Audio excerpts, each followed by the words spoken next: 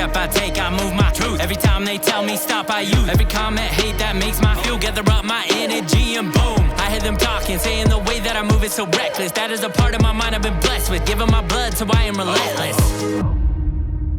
This is the Keep Crammering Collective. Should I say it right? Keep Hammering or? This isn't Shit Talkers. Okay, so I got to say this is the Keep Hammering Collective with Mike McKnight. How you doing? Great, man. Yeah? Yeah, my calves hurt. This is Mike, how do you say it? Mike McDark Knight? Or what's the nickname go? The Dark McKnight. The Dark McKnight. I didn't make this up. Are you sure? I think. In the middle of the 200, I might have. Yeah. Forgot about it. I think it's cool. So whether you made it up or somebody else, it doesn't matter. I like it. Thank you. So the Dark McKnight. You're like a superhero. So for people who don't know, Mike is the godfather of the 200s, the multi-day legend. So you've won more 200s than anybody. Is that right? 200 plus mile races?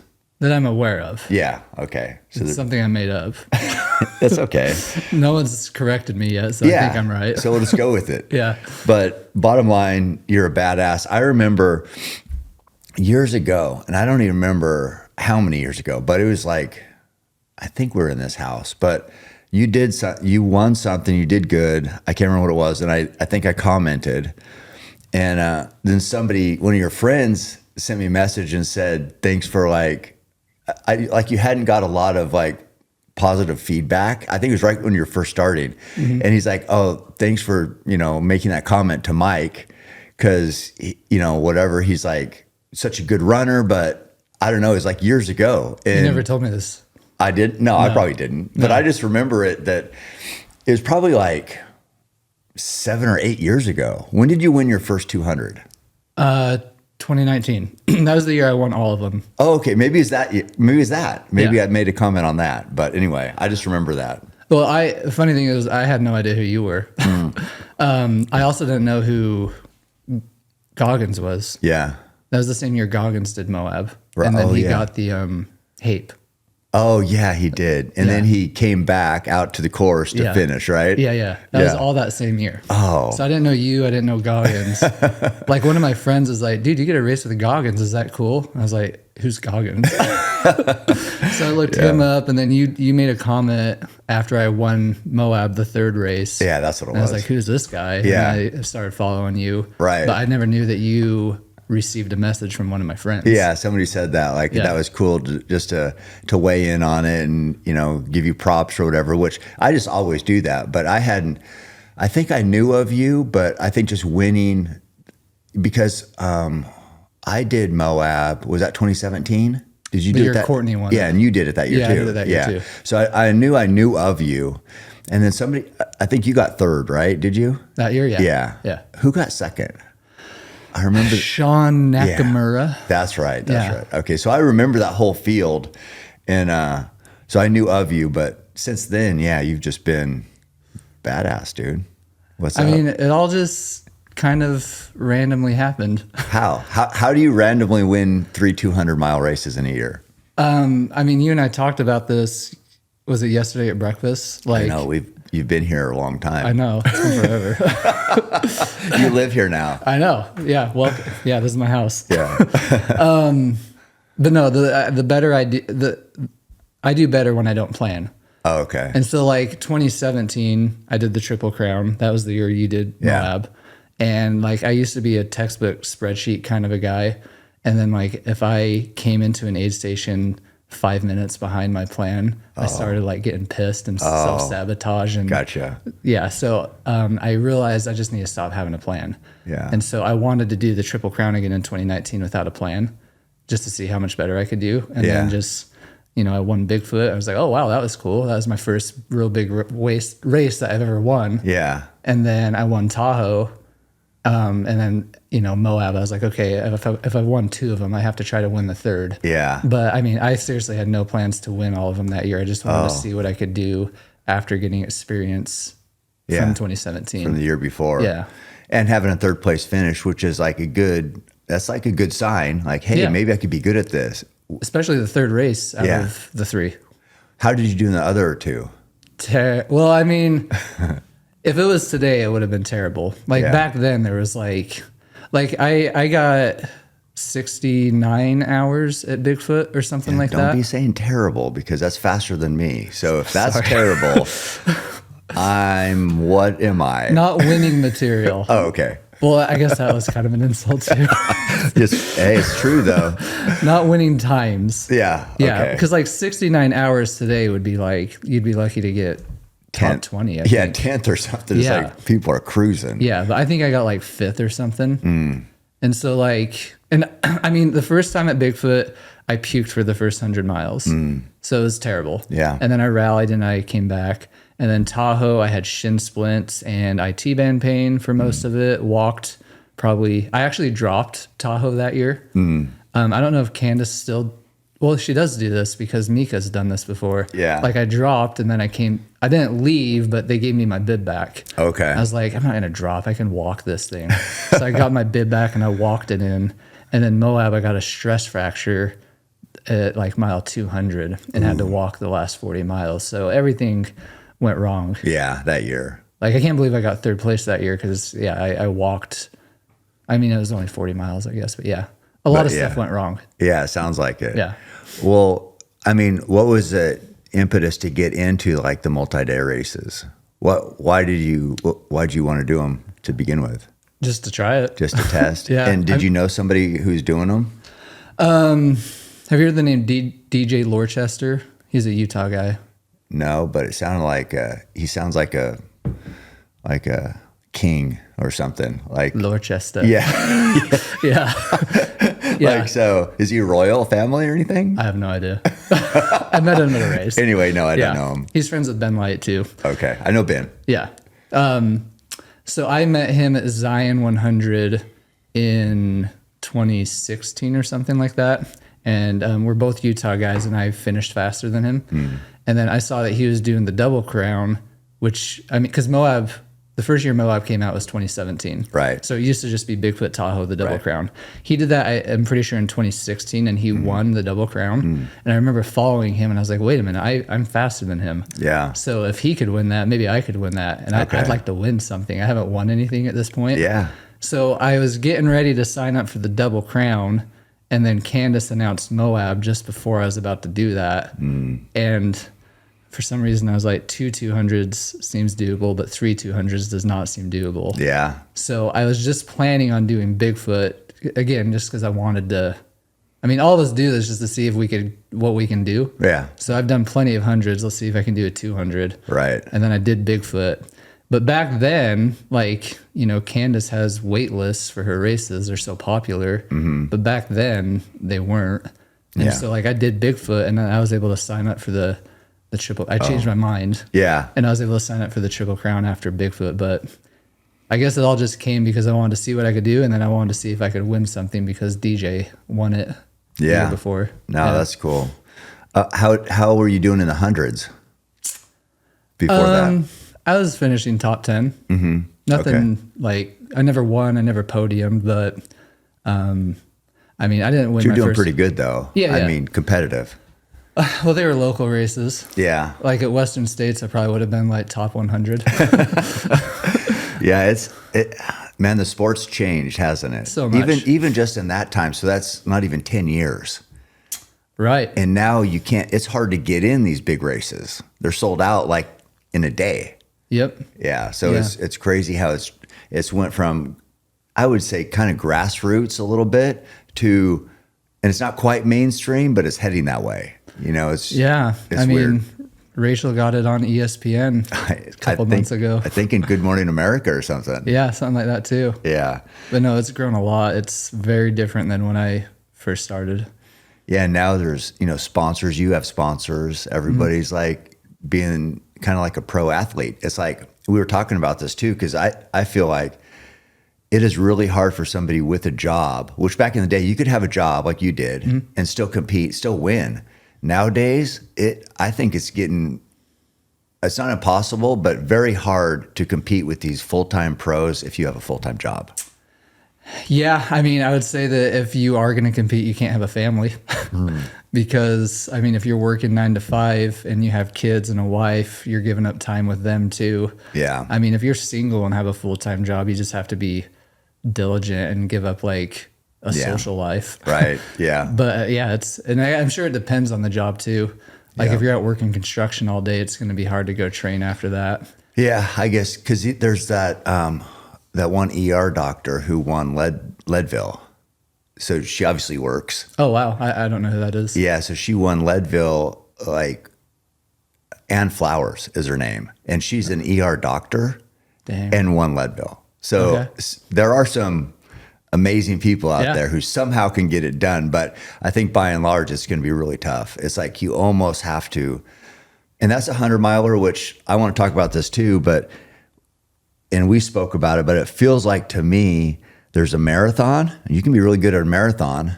Then there's a 50K. Then there's a fast 100. Then there's a mountain 100. And then there's multi-day. And all those are basically different races, in my opinion. Yeah. And if you're a good marathoner, you might be a terrible multi-day person. Yep. And you may be way faster than any person ever in a multi-day. And you might not even be able to finish a race. Yep. It's crazy how much it's.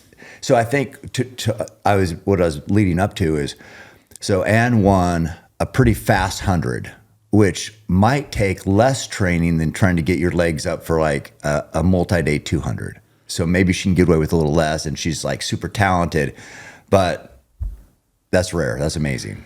Yeah, but then you could also like argue, like, what are her hours? Like, is she working through the night? Does she have a weird schedule? Because she might thrive at a multi-day event. I don't know, maybe. Because I mean, the sleep depth, it might like, aside from like some random like weekend where I might do like a 20 on a Friday and a 30 to 35 on a Saturday, like at least in my experience, the training for 100 miles is not drastically different than training for 200 miles. It's getting used to the sleep deprivation, and then it's just like the volume, the back-to-back stuff. Yeah. So I mean, dead leg miles, basically. Yeah, exactly. Yeah, the miles you don't really want to do. You'd want to do anything other than get more miles. Yeah.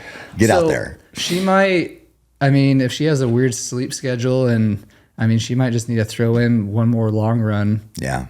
And she might be fine. Maybe. So you never know. Yeah, I had kind of like moved past and had decided that nobody can compete until I started saying that story right now. And then I thought of her, and I'm like, okay, well, there goes my whole theory. Well, Jesse Haynes, you know him? Yeah. And that goes against what I said too, because he's a construction worker of some sort. So there are some outliers. And he won Moab a few years ago. Yeah, I think right before Max won. Yeah. Yeah. So we just both ate our own words. I mean, there's always exceptions, but just by and large, I just think it's getting very tough for somebody with a full-time job to compete at the top of the field nowadays, because it takes, like, if you look at, what I always want to do is like 20,000 feet of a week of gain, 100 miles, of course. Some people do way more, some people do less. And, that's usually like over 20 hours of training. Yeah. And then if you're just training with that much climbing, your body needs to recover. So you need massage, cold plunge, sauna, recovery, sleep. How do you do all that?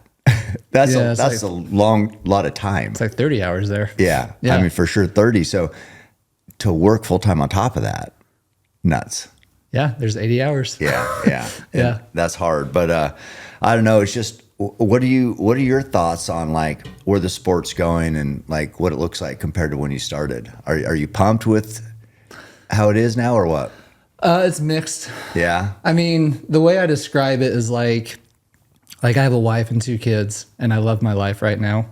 But every now and then, we live 2 miles from the high school I went to, and from what I understand, not everybody had this experience, but I had a great high school experience, great friends. We had fun all the time.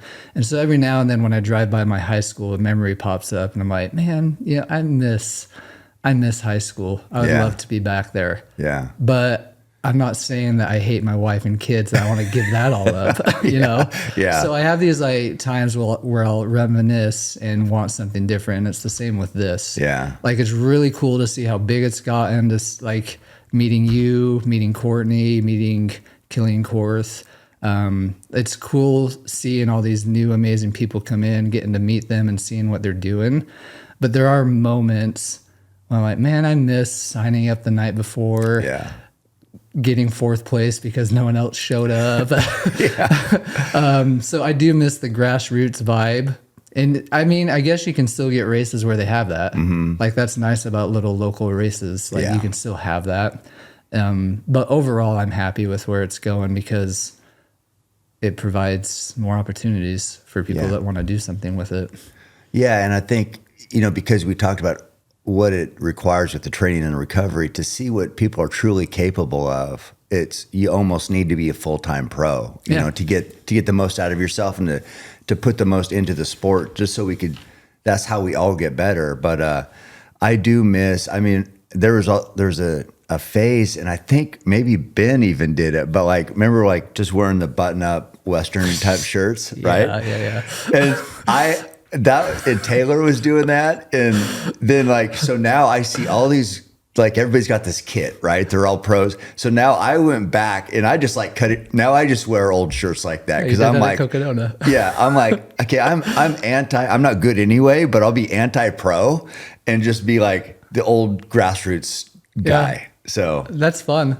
It is fun. I wish we could pull up a picture of how Ben used to dress. Yeah. Like he had on the full length compression sock. Yeah. He had the Iron Man half tight. Yep. A flannel button shirt. And then he also had this huge full brim hat. Oh, sun hat. But huge. Oh, okay. Like he's going out fishing. Like his style was very awesome. Did he have any fishing lures in the hat? Probably not. I do miss that. That was a fun era. All those flannel shirts. Well, and then there was like the Anton. I think he goes by Tony. I don't know him, but no shirt. You know, he looked like running Jesus out there, basically. Super big long beard, hair. long hair, and I think he was getting like 200 miles a weekend. Didn't he do like crazy miles? Yeah, a ton. Yeah, and he won Western State. Well, I don't know if he won Western, but he's won a lot of races. Hard Rock, I'm sure. I don't remember. It's been a while since I looked at what he did. Yeah. Yeah, he hasn't ran for a little bit. He's been like cycling and stuff. Right. But no, and he even like inspired a lot of people to look like him. Yeah. Like you'd see some people out running a race and like, is that Anton? It's like, oh no, it's some dude that looks like Anton. Little tiny shorts. Yeah. Tiny shorts, long hair, barefoot shoes. I know. And just crushing it. Yeah. It was so cool. When I think of mountain people, I like that. Same. I like that, just that, I don't want to say vibe because that's like nowadays, but I just like that, whatever that was, that look or that attitude, kind of just free spirit. Yeah, like Carl Meltzer too. Yeah. He still has that. I know. Well, and Jeff Browning kind of was like that too. He's like, now he's sort of a pro now. He's kind of changed with the times basically, but he seemed like he was like that too. Just loved to be out in the mountains. And you don't see him like changing either. Like he has like a nice kit and stuff, but like it's still got like a grassroots vibe to it. Yeah. Like a shirt with like, he cut the sleeves off himself. Like, yeah. And he likes to lift. We lifted over here. He's great at lifting. Yeah. He's a stud. He's one of my favorites, dude. Jeff Browning. Bronco, isn't he like a legend? Yeah. Yeah. He's been my coach for like 7 years. Yeah. And if he's listening to this, he knows that I vary from his plan for me quite often. But I just love having him there to talk and like I texted him this morning. I was like, hey, I didn't do really any kind of vert this week. And my wife's doing a bike race tomorrow. I kind of want to do that. Like, do you think it's going to mess me up if so it's great to have him there for questions. He knows so much. Yeah. Like for anybody that's talked to him, and you could see it with your podcast, like he can take like a 2-second answer and spit out 5 minutes of information. Yeah. Like he's very knowledgeable. Well, he loves it. He loves all of this stuff, the science to the training and the shoes and the gear and all of it. Everything. And so I can see why you just want to, as a coach or him as your coach, it's fun just to talk to, and like you absorb that type of energy and you're better. Yeah. Like his energy makes me better. Oh, running 100%. with him. It's just like, I feel, like I'm a better runner because I'm just around somebody that's having fun. Yep. And, is positive. Oh yeah. We had a great time too. But, I just like, for some reason, I don't know why, I just like to reminisce on the old days. Same. I like where it's at. I mean, Cocodona right now it's like the Super Bowl. I mean, everybody's got film crews. It's like It's only been around 5 years too. I think 6. I think this was a 6th year. I guess that math makes sense. 21 to 26. Yeah. I thought I heard somebody say that. 21, 22, 23. Yeah, you're right. I need to use my fingers. But the fact is, it's like in 6 years, it's went from whatever it was where you could probably sign up. You know, I remember Taylor did it the first year. What was the year you won it? Where you were way back? 23. 23. But 21 was the first year. Okay, yeah. Yeah. And now it's just like crazy. A wait list. Crazy. And the With live 1,000 stream. people on it. 1,000 And people. the race cost, what, $2,000? Yeah. I mean, Oh, yeah. it's not like it's just, you just sign up and go. Because, okay, and think about this too. If you're a pro, so it's $2,000 for the race, but then you're flying there, then your crew got to get there, then you got to rent a van, then you got to, it's like. Some people are hiring crew too. Yeah. We were talking about that. Right. It's probably, people are spending $10,000 to $20,000 to do this race. Yeah, I know. And they're coming back to do it too. Like I coached 13 people at Cocodona, or it's like sister races this year, Sedona, like. Yeah. But like most of those people have done it already, and a handful of them are doing it again next year because it's a lottery. But like people just keep, like I've been there every year. Yeah. Like Garmire has been there every year. I know a couple people that's been there every year. Like people love the vibe of that race. Yeah. It's fun. It is. What's your favorite 200? Do you have one? For the scenery, Tahoe. Mm-hmm. But for the vibe, Cocodona. Yeah. I will say though, my experience at Tahoe this year might have lowered that on the list a little bit for me. Yeah. With all those down trees. Hit your head. Well, that sucked too. Yeah. But no, like Tahoe is so beautiful. Like seeing the lake 90% of the time when you're up on those ridges. So scenery, Tahoe, but definitely the vibe of Cocodona is hard to walk away from. It's so fun, that start line, and everybody. Yeah. I mean, like this year, everyone was there. Oh, 100%. It seemed like it. I thought last year was competitive, like with big names. I think this year was even more competitive. And I'm sure it's going to get more competitive. Well, I guess they have the entrance list out. I don't know who's doing it this year or next year, I guess. Oh. I'm sure it's going to get more competitive every year. Are you in it? No. Oh. But I was told if I wanted to. Yeah. And I don't know if this is going to make people hate the RD for saying this. Yeah. I'm sure they know that like they have spots for, for people, but they people complain about anything, I dude. know. It's But like, you want a free entry? Why don't you get better at running? Well, no. It's not a free entry. Oh, it's not. Like I paid for this last year. Okay. It's But just a spot. to skip the lottery. Oh, Yeah. I gotcha. Okay. So- okay, you want to skip the lottery? Get better at running. How about that? I'm not going to say that. I'll say it. I say a lot of stupid shit on here. But no, I mean, I'm not signed up right now, but I get a feeling that I'm going to change. Do you need me to open that for you? My broken thumb's not letting me do it. There you Oh, go. look at that. That's so easy. See this? He is jacked. Jacked and can run far. Thank you. You're welcome.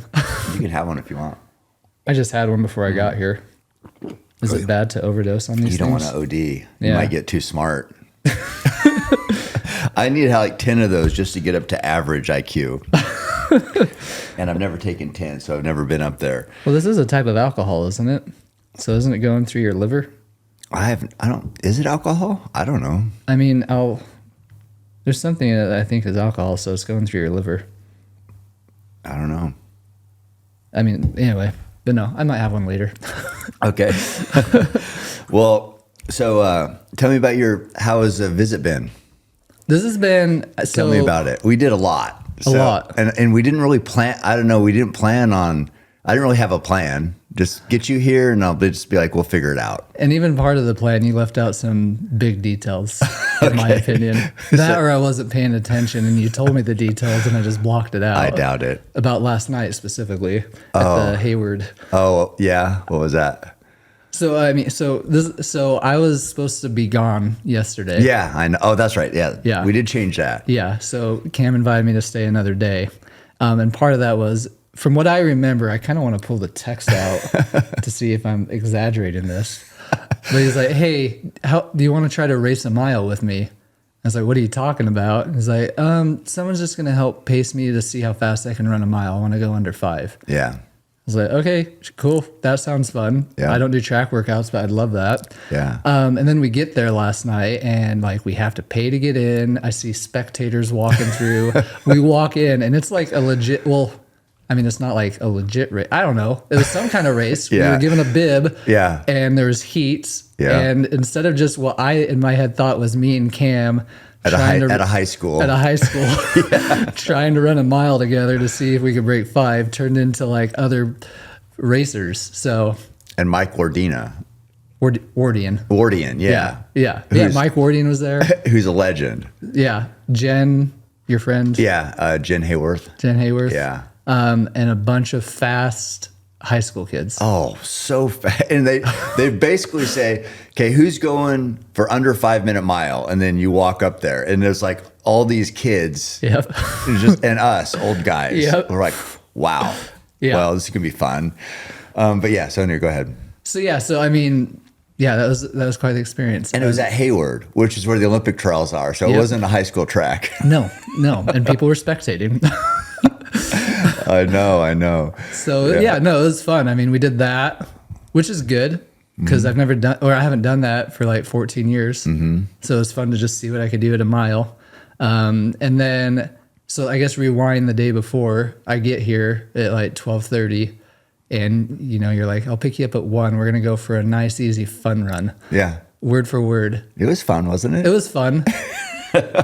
In my head, I was like, we're going to do a 10K. Yeah. So I threw on my waist belt and like 1 bottle of water, which I guess was more than you because you had no water. Mm-hmm. And we ended up doing like a 15-mile, what felt like a sprint at times, up a few different mountains. I forget the name of where we started. Yeah, Blanton Heights. Blanton Heights? Blanton, I was way off. Yeah. And then to Spencer's Butte, then to Pisgah. Yeah. There was one part I looked at my watch and it said like 450. we were running hard sometimes. Yeah. So that did not feel like a little easy fun. Well, it was fun. It was a different fun run than what I thought it would be. Right. Yeah. Yeah. And it was hot too. So hot. It was pretty hot. I was drenched. I was like thinking, I wish I would have brought a bottle because I got dried, which I think hurt us in our fast mile yesterday. We probably got so dried out. Yeah. Yeah. I probably could have done I don't know what I could have done. I could have done faster. Yeah. Yeah. For sure. We did not optimize. No. we didn't eat anything. No, At least I didn't. Yeah. So we didn't taper for a fast mile. We got completely depleted and dried out. Yeah. And yeah, so it's perfect. Yeah. It was great. It was fun. Yeah. The rope swing was great. We rope swinged into the river towards.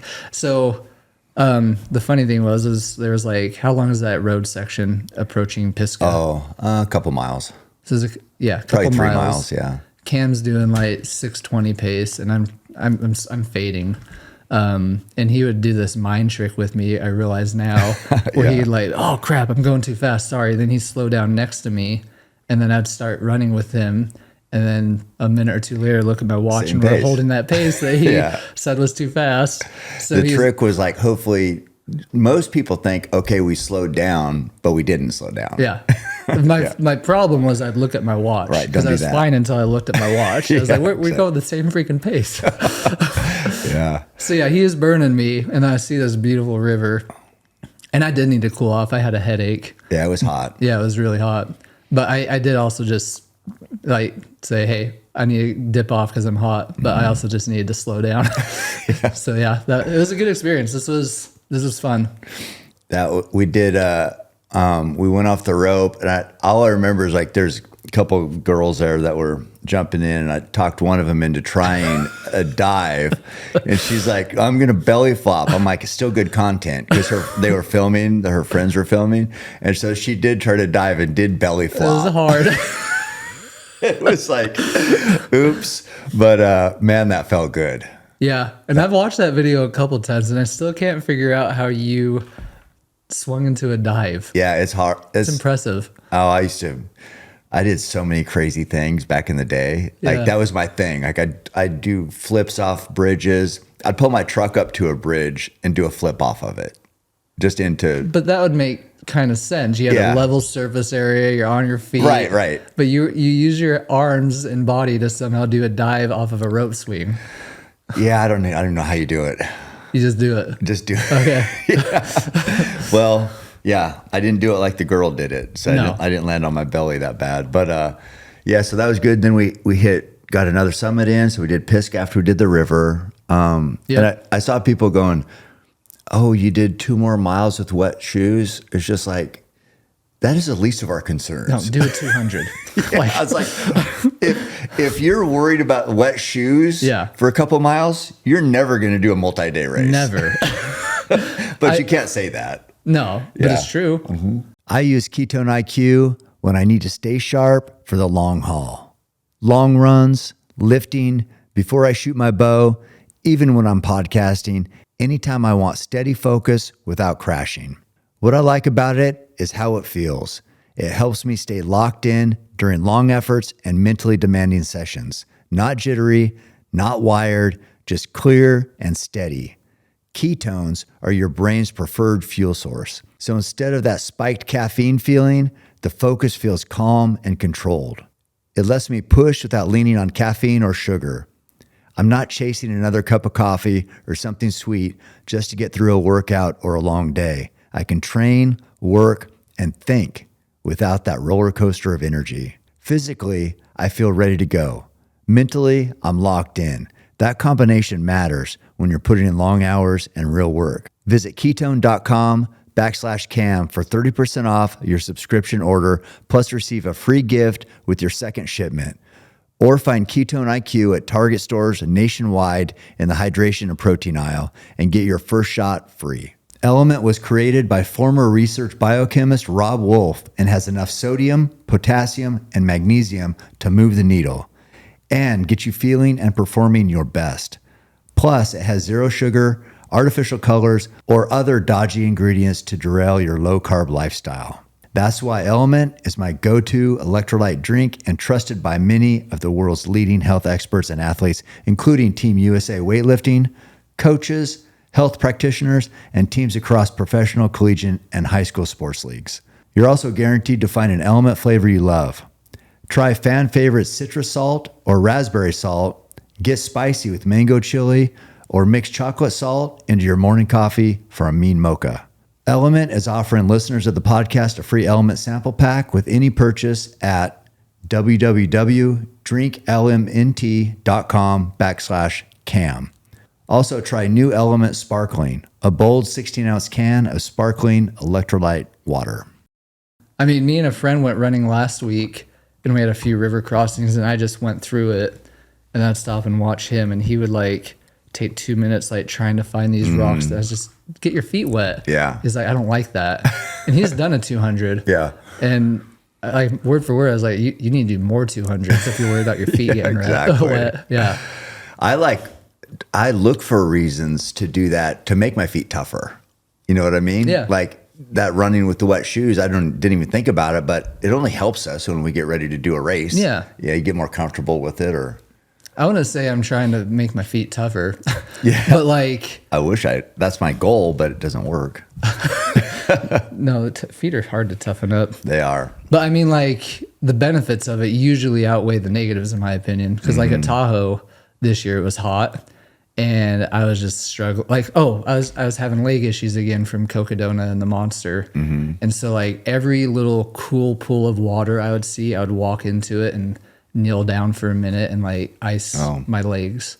And so like in my opinion, like the feeling that I got getting out of that water, like loosening my legs up, like whatever happens to my feet, I don't care. I can deal with that. Like I can run faster with looser muscles. And cold water does help that. Yeah. I mean, it does kind of reset your muscles a little bit, it feels like, or like we convince ourselves it helps. Yeah. Well, Aaron Kabbalah, who won Tahoe, I coach him and he he told me at least once that his quads were shot, and he got into the river and knelt in it for a minute or two, and then after that he felt fine for however many miles. Yeah. I mean, it definitely makes a difference. I go lay in the river sometimes when I do that run, and when I have to run, if I go do the run we did and I go from Pisgah home, that's 26 miles. Oh, from Pisgah to your house. Yeah, so if I do that whole thing we did, but just go all the way home. So sometimes if I go to Pisgah, then I'll go in the river first and then run home. Oh, nice. Yeah, it kind of breaks it up. Is there more trail, or do you have to do the road the rest of the way? On the road, yeah. Oh, okay. It's pretty much on the road all the way from Pisgah. I'm glad we didn't do that. Yeah, no, it sucks, dude. It's just like cars are close and just not fun. But what we did is what my go-to. I love doing that run. No, that was perfect. Yeah, you get some climbing. I think you said, what did we get, 3,000 feet? Yeah. And then 15 miles, so it's a good day. Yeah, road, yeah, trail, got some fast steep, miles in there. couple hiking spots. So this year, you won Arizona Monster 300 and top 10 at Cocodona. Mm-hmm. That's good. Well, top 10 mil. Okay, top 10. I think I was like 12th or 13th overall. Okay, gotcha. So are you satisfied with those results? Obviously, the win you're happy with. Oh, very much. Yeah. Yeah. That's a huge one. Especially because I was supposed to get surgery. Like, when was that? 2 months before that race. Oh, that's crazy. So I didn't even think I'd be doing much this year. Because of your back. Yeah, back surgery. So what happened there? Herniated a disc, slipping in some laundry detergent. Oh man, that's Nothing epic at all. not cool. No. Yeah, at least you want to have a good story to go with it. Nope, slipped in laundry detergent. Well, you avoided surgery. Voided surgery. So, to win and set the record at the Monster with that was pretty exciting. Yeah. I mean, I expect more of myself, so I'm slightly disappointed with Cocodona. But with how competitive it was, I mean, to get top 10 male, especially there's podcasts that was predicting top 10 males and females, and I think the only one that I was in for the top 10 was the Next Aid Station podcast. But everybody else wrote me off because of the Monster. So that was a small win to crack the top 10 for males, even when people were saying I couldn't do it. Yeah. They're thinking you'd be too fatigued, too close to Arizona, basically. Too fatigued, and then just rightfully so. I haven't done well at that race when it's competitive. And so just with my history of I've won it once, but from a competitive standpoint, I think people are thinking I can't win that race when there's high competition. So I think it was those two factors. I think, yeah. I mean, you ran a 5:20 mile yesterday. I think that's fast. And that wasn't even optimized, as we said. So you have speed, and obviously you have durability, and you're very mentally tough. I don't know. I think it feels like you can compete with anyone, anywhere. I mean, I think I can do it, but I had a wake up call. I can't do it 3-4 weeks after running 300 miles. Yeah. That has to be an A race if you want to win Cocodona. Yeah. Oh, for sure. Yeah. No, I mean, to be top 10, I think that's almost about as good as you could expect, that close to a 300-mile race to be top 10. Yeah. I don't think it's realistic to think you're going to win them both. But yeah, if you just said that was your A race, then who knows? Right. But yeah. We ran together a little bit at Cocodona, didn't we, at the beginning? Yeah. It would have been shorter. I tried keeping up with you for a little bit. Oh. But yeah, I think we ran a mile or two. It wasn't too long on the climb up to Lane Mountain. Yeah, that kind of a grind right there. Yeah, that whole climb is so long. That first up into Crown King, or I guess it's kind of downhill into Crown King, but for most of it, it's a climb. To Lane Mountain. The very end is down. Yeah, that Lane Mountain climb. Oh, so long. Yeah. Hot. This year was weird. I don't know if you felt this way. Like the sun wasn't out that much. Yeah. But I was drenched. Yeah. I sweated way more on that climb than I have in the past. It's more humid probably. Probably. Because of the clouds. Yeah. Yeah. So it felt hotter than I thought it would be. Yeah. But But you battled back, and you're struggling. You said your legs were dead. I remember you saying that when we were running. And we were hoping they're going to wake up. And it's like, this is crazy. Like normally you'd start a race, and if your legs are dead, they're just dead. But when the race is a 3-day race, they might come back. Yeah. So you just keep going and you find out. And they did come back. It just, I mean, I almost dropped. Really? I got to Whiskey Row, and I probably stayed there for 2 hours. Oh, okay. I didn't know that. Yeah. And I was struggling mentally because like I wanted to drop, but I didn't want to. Yeah. I was like, I got to finish this thing, but my legs are so dead. And Whiskey Row's only 70 some in? Yeah. You It's still early. have 180 miles to go. And it's just crazy because you've already went 75 or whatever, which is so far. Yeah. But it's not even close to. You still basically have 200 miles left. Jeez. So And I get it. you know, your mind starts playing justifying tricks on you. Like, because I'm laying up there, I'm like, I've won this race. I've finished it 4 or 5 times. Like, what do I have to prove? So, like, you start justifying it. But then, you know, you start trying to talk yourself out of it. So I've thankfully talked myself out of it and felt fairly good after that. And I had like a small moment where I was like, all right, this is gonna be 2023. I'm gonna make a comeback. I'm gonna catch up to Rachel. Yeah. But when I got to the top of Mingus, I'm like, no, this isn't gonna happen. I'm just fighting to finish at this point. Yeah. Yeah. Yeah. Getting up to Mingus that's another grind. Yeah. Getting up that thing. And then especially when you know what's coming up. I hate the descent. All That those descent is kind of long. big rocky. It's hard to run on that road. That And road is a mess. And there's more climbing than you think there'd be. Yeah. Yeah. I went good on that section last year for whatever reason. It's just kind of like a weird timing thing. If your body responds or something, and then you have. But I had a good section. I remember I passed Shelby Farrell in there. She was running good, and she had a really good pacer.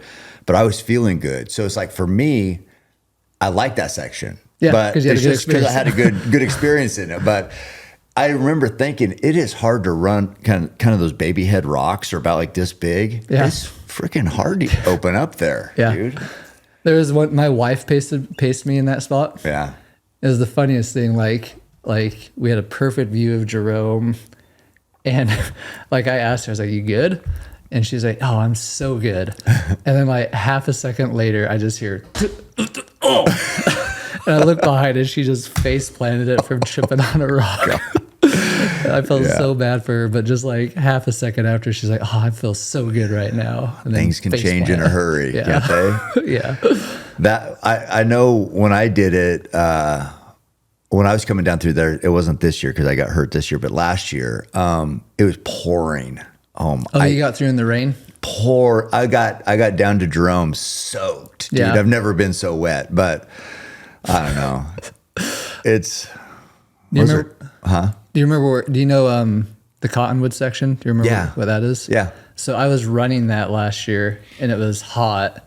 But I looked over at Mingus, and I just saw a dark cloud over it with like you can see the rain. Yeah. And I could see that. So that must have been when you were there. It looked awful. So you were ahead of me then, I'm sure, right? Last year, yeah. Yeah. Where'd you finish last year? Like it was just before 72 hours. Okay. So I think because you finished in the evening that I finished. Yeah. So I finished I was probably like 84. like 12 hours or so Yeah, before yeah, you. gotcha. Yeah, so you missed the rain. I got to enjoy it, the pouring rain. It looked awful. And also, you're 100. Mingus is like 108, and then you're going down to, I don't know what Jerome is, 130. It's halfway. It's 125. 125. Yeah. So it's a nice little stretch in the pouring rain, but after 100 miles, but whatever.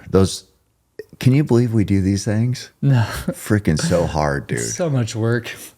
But it feels, and seeing everybody working so hard for the same goal.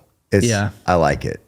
I just love the environment. What's that? I love the environment and just the atmosphere. And like last year, that little native boy ran with me. It's just like, there's all these little things that happen during 3 days that are just epic stories. That's what's special about 200s. Yeah. Like at 100, it's like, I mean, at least when I do it, like 100, it's just like go fast and you're just like more focused on yourself. Yeah. And at 200, you might start focused on yourself, but there's a very good chance something's going to happen and you start paying attention to everybody around you because you're suffering and you realize they're suffering, and you kind of latch on to a group that's going the same pace as you and you become friends with them. And like, it's way more like group oriented in my experience. Yeah, kind of is. And then with hopefully the pacer is a good match for you. And you're a pacer? Yeah, your pacer. Yeah. And that's always a roll of the dice because people are always like, I'll come pace you. And then they probably like leave going, I'm never doing that again.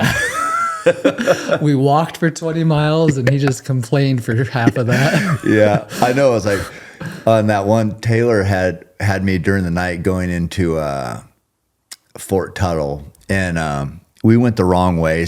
I couldn't even focus on anything, and got mad. I'm like, I can't afford to get lost. It's like I got no extra energy. I can't be doing extra miles. And so I was getting mad at that, and then like when I look back at my thing, I went 260 miles. So I'm like, yeah, I would have liked to have those 4 miles back. 4 extra miles I did. So grumpy. Yeah, still mad about it, but it's just middle of the night, raining. It's easy to miss trail markers sometimes, and it's like you're kind of in a groove. You're not always looking at your watch or phone or whatever. And any extra step you have to take is just so demoralizing. I know. It's like if I think I'm the wrong way, I'm stopping. I'm like, stop. I'm going to figure this out before I take one more step. Yeah.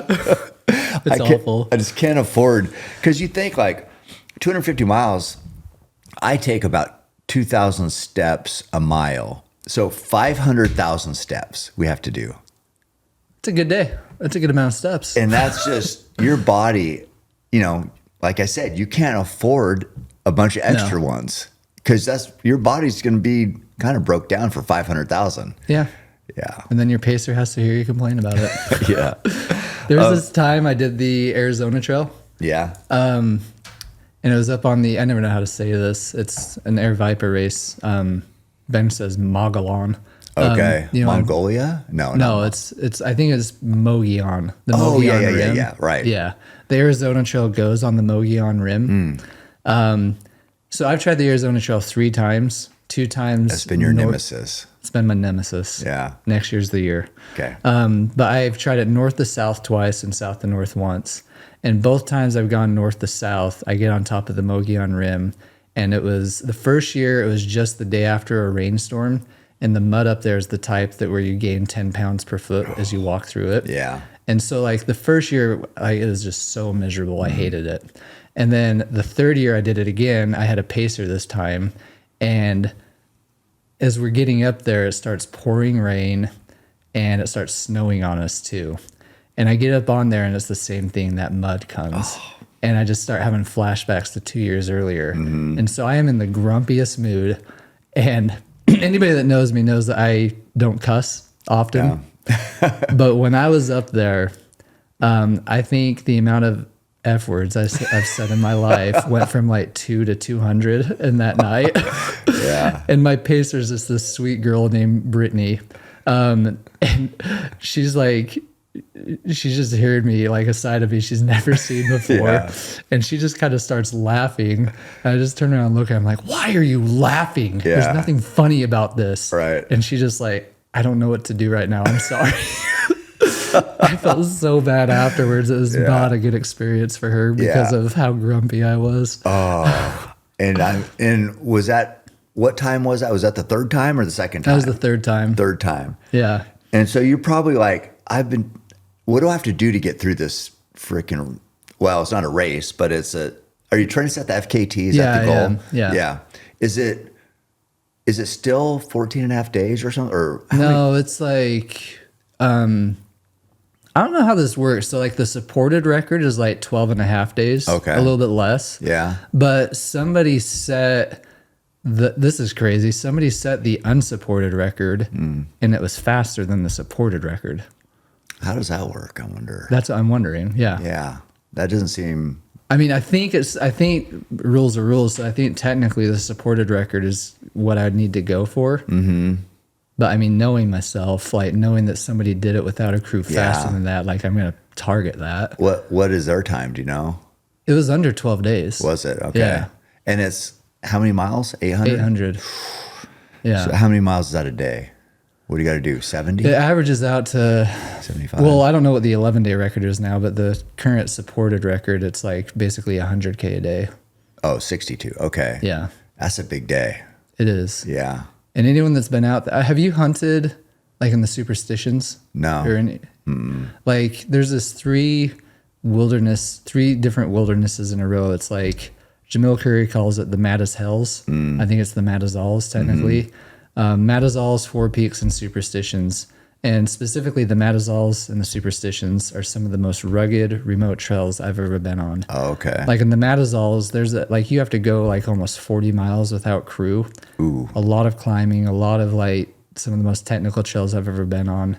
And every year I've done it, one of those two ranges just like breaks me. Yeah. It takes way longer than I plan. You're just out like those sections are hard. That's a rugged trail. Where are they? Like, depending on if you go north, would it be better going one way or another to get to there earlier, maybe when you're fresher? They're right in the middle. Oh, in the middle. Okay. So as you're coming out of the Maddazals, if you're going north to south, you hit the halfway point there. So I guess it's basically right in the middle. Yeah. I mean, the Superstitions are directly, what direction would that be? East of Phoenix.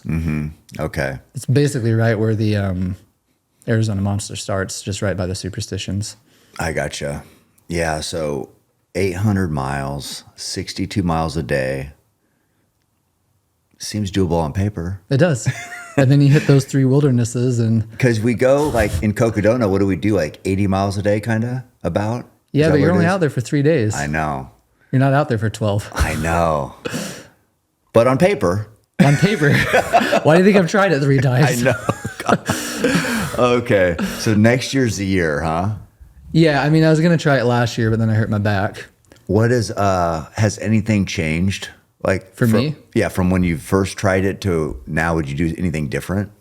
I'm going to go. So, I mean, this answer is like all over the place. I'm sorry. Yeah, it's all right. So there's a 200-mile race I'm race directing. And I was supposed to do it this year, but I just learned how hard it is to race direct a 200 as a new race director. So I postponed it to next year. And people love criticizing race directors. Yeah, I'm not going to let that happen. I mean, Candace just gets raked over the coals all the time. I wonder if Jamil does. Probably. I mean, and it's just like, guys, give them a break. Yeah. And especially like with Candace, it's like everybody says, oh, we need to lift up women. And then people are like, here we have a woman kicking ass, making cool races. And people just want to, criticize her all the time. It's like, what are we doing? It's like, unless you want, I mean, there's more that's popping up. I don't want to say there's not others. Yeah. But like, if you want to do if you don't want to do a 200 that's 10, 20 mile loops, you have very limited options. Yeah. And her races are almost half of those options. So right.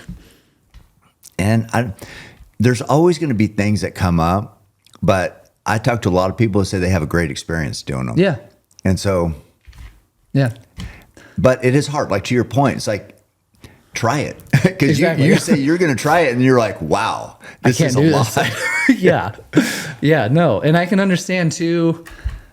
I mean, I don't fully understand quite yet, aside from it's a business, like why it costs so much. But I can see why it costs more than double than 100. Like the amount of stuff you have to get, the permits, it costs money. Yeah, for sure. Like I've calculated, and I think I'm off, but I've calculated about 50 grand of expenses. So it's an expensive thing to put on, especially if you want to compensate volunteers in some way. Like, oh yeah. Like those last aid like I've created the spreadsheet for my race, and like the last few aid stations, unless you get teams of 3 different groups, those people have to commit to volunteering for like 70 hours. Yeah. That's a lot. Because some of those races are like they're 5.5 days. Yeah. And the longer the race goes, like the first 4 aid stations, like it's a typical 100-mile volunteering experience. But if you're at mile 180 aid station, between like the front runner to the last runner, like it's gonna be a while. They're there for 70 hours, or you have to get 3 different groups to, and like, yeah. So like anyway, where I'm going with that, Part of the reason I postponed the race is I realized I can't race a bunch and put on a race. So my plan next year is no racing to put on my race, and then the Arizona Trail after that.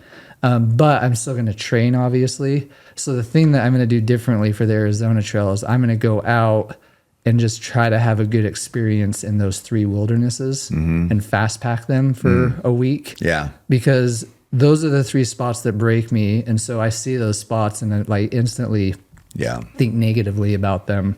So I just want to go out there and enjoy it. Have a positive experience. Yeah. So that's the one thing I'm going to do differently. Okay. I bet that makes a big difference, really. I hope. Yeah. Because, when you can anticipate what's coming, you're just more mentally ready for it. Yeah. And, just having some positive emotions tied to it instead of negative makes a big difference. But, okay. And I've also been burnt out a little bit. Yeah. I'm learning with my personality that I need something different. And so like I tried HYROX for a little bit. I cycled last year with my back injury. But I would say that like the HYROX followed by the cycling kind of like brought a fire back for me for ultra running, because I was feeling burnt out for a couple of years. Yeah. And so just like the passion to be training again, and like, because I'll admit the reason I quit my last Arizona Trail was because I just didn't want to do it anymore. Yeah. Like I was fine, but I got to mile 500. I was like, I don't want to do this. I want to go home. Yeah. So like and if you're burnt out, it's easy to have those feelings. And people would say like, oh, you almost made it. It's like 300 miles? Dude, exactly. What are you talking about almost? Yeah, you went a long way. 500 is crazy, but you had a long way to go. Yeah, that's days. I know. I get it. It's like, again, on paper, that's like, oh, we're more than halfway. It's all good. No.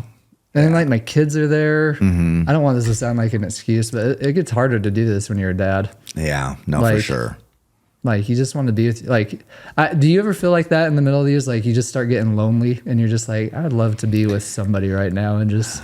Well, I mean, and it doesn't help also when like your wife's going, you got nothing to prove. You don't need to do this. We love you either way. We don't care that you do this stuff. We just want you to be home. It's just like, don't tell me that. I want a divorce. I don't need this pressure on me. That does not help. No. But so our family loves us no matter what. Yeah. We don't need to earn their love. No. So when you're out there and you're just like, I could just go home and be like pampered. That sounds kind of cool. Pretty great. Yeah, right now. And then you get home for one day and you're like, this sucks. Yeah. Why did I quit? Yeah. And then your wife is like, why did I talk him into this? He's a grump. Yeah. And get back out there. Pouting around all day. Yeah. And feel like a loser. And I'm a fraud. And I'm supposed to be tough and I quit. So that's what I do. Okay. Does your wife crew you? You need to get her to crew you. No, she doesn't want me to do any of it. So she's like, that would be like her helping me kill myself. But what if, in her mind though, you don't come home a loser? Yeah, I mean, I don't know. She doesn't. I don't think she'd like it. So my wife used to be like that. Yeah. And I sat her down once. I was like, listen, you knew I was into this when you married me. Yeah. I don't expect you to be out here. So I need you to either just stay home and don't talk to me while I'm racing. Yeah. Or I need your full support. Right. And so she chose the full support route. Okay.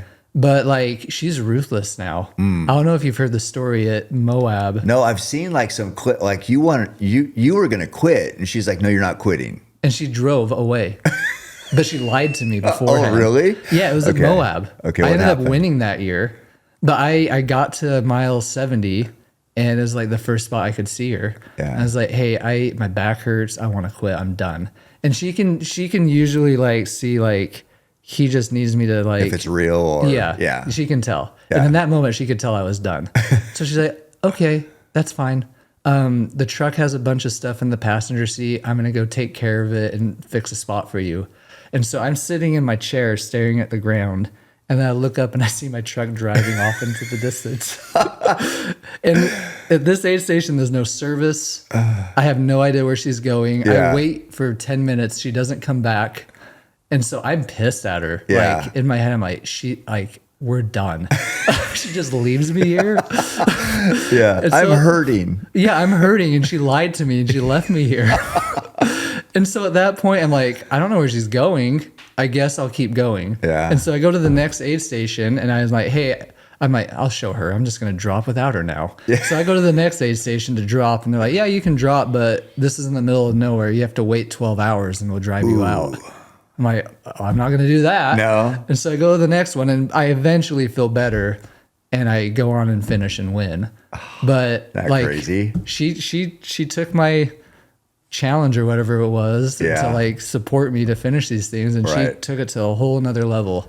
That's amazing though. Yeah. Dude, so you would have DNF'd. I would have DNF'd. And instead you won. And set the course record. Crazy. Yeah. That is amazing. Yeah. I think Taylor had something. Taylor was going to drop. I think he's only done Cocodona one time, but he was going to drop. And Greg, his stepdad, or my stepdad, his dad, I think got the van stuck, like trying to turn around on one of those roads. Yeah. And so he couldn't get, so Taylor had to keep going. Then he got top 10. Oh, nice. But he's gonna quit too. Well, that's the crazy thing, dude. Like, people don't realize in a 200 how fast things can turn around. Mm-hmm. Like, if you actually quit, and obviously, I mean, I guess I can't say this around you because you ran Cocodona with a broken foot or whatever. Yeah. But, like, obviously, like, if you're injured, or like the year I dropped Cocodona and went to the hospital because I was pissing blood. Yeah. Like, obviously, there's reasons to quit. Yeah. But, like, 95% of the time you're probably fine. Yeah, for sure. And in these scenarios, are you going to get top 10? Are you going to win instead of course record? Like, what are you giving up because you chose to like sis out? Yeah. Because you're tired and hurt. Isn't that crazy? Yeah. But it feels so overwhelming sometimes. Oh yeah. Even though it's not like life threatening or anything, the pain and like you're so so beat up or like beat down that you're just like, I just want this to be over. Mm-hmm. I still got 2 to 4 days of this kind of suffering. Like you're just so focused on how much you're suffering right there, and you forget that it's most likely going to go away. Yeah, like in 2 hours. I know. We just got to remember that. Yeah, just always remember that. It's a mental game. And also, I mean, you've done a lot more 200s than me, but it feels like I'm telling myself a lot that I'm never doing this again. Yeah. And then like, even though I had a terrible Cocodona this year, I still cannot stop thinking about doing it again. Going back? Yeah. It's like, why? You want to hear something funny? So I finished Cocodona and I told Sarah, my wife, I'm done. I'm taking this break. I promise. I need a break. And then the next day, I was like, do you know what would be epic? What if I ran it backwards, camped out for 5 to 10 hours, hopefully, and then ran the race? There you go. The Cocodona double 500. Yeah, that's just like taking a break. Yeah, the next freaking day. 1 day later. 1 day later. After saying you're done, I'm going to get a regular job. I'm going to sell insurance. Yeah. Actually. What if I do the double? Yeah. I think, didn't Harvey Lewis do that at Badwater? Yeah. I think he did that. Yeah. But he raced it. He didn't do like what you did. You were going to do it backwards before the race, right? And then race it? Yes. Because I think he raced Badwater and then went backward after the... That would make more sense. Yeah, yeah. Because then you're fresh for the race. But I'm pretty sure when I got to Flagstaff, I won't be going back. No. Even if that was the plan.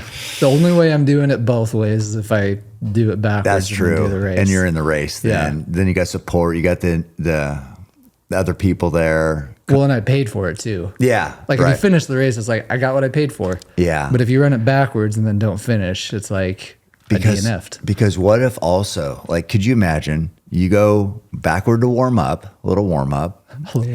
And then what if you crushed it in the race after doing it double? You'd be the king. You would be. But 20 minutes ago, we were just saying how you can't do a 300 4 weeks before it and win it. But you might be able to run it backwards and then win it the next day. Take a day off. That's more doable. We're not smart. No.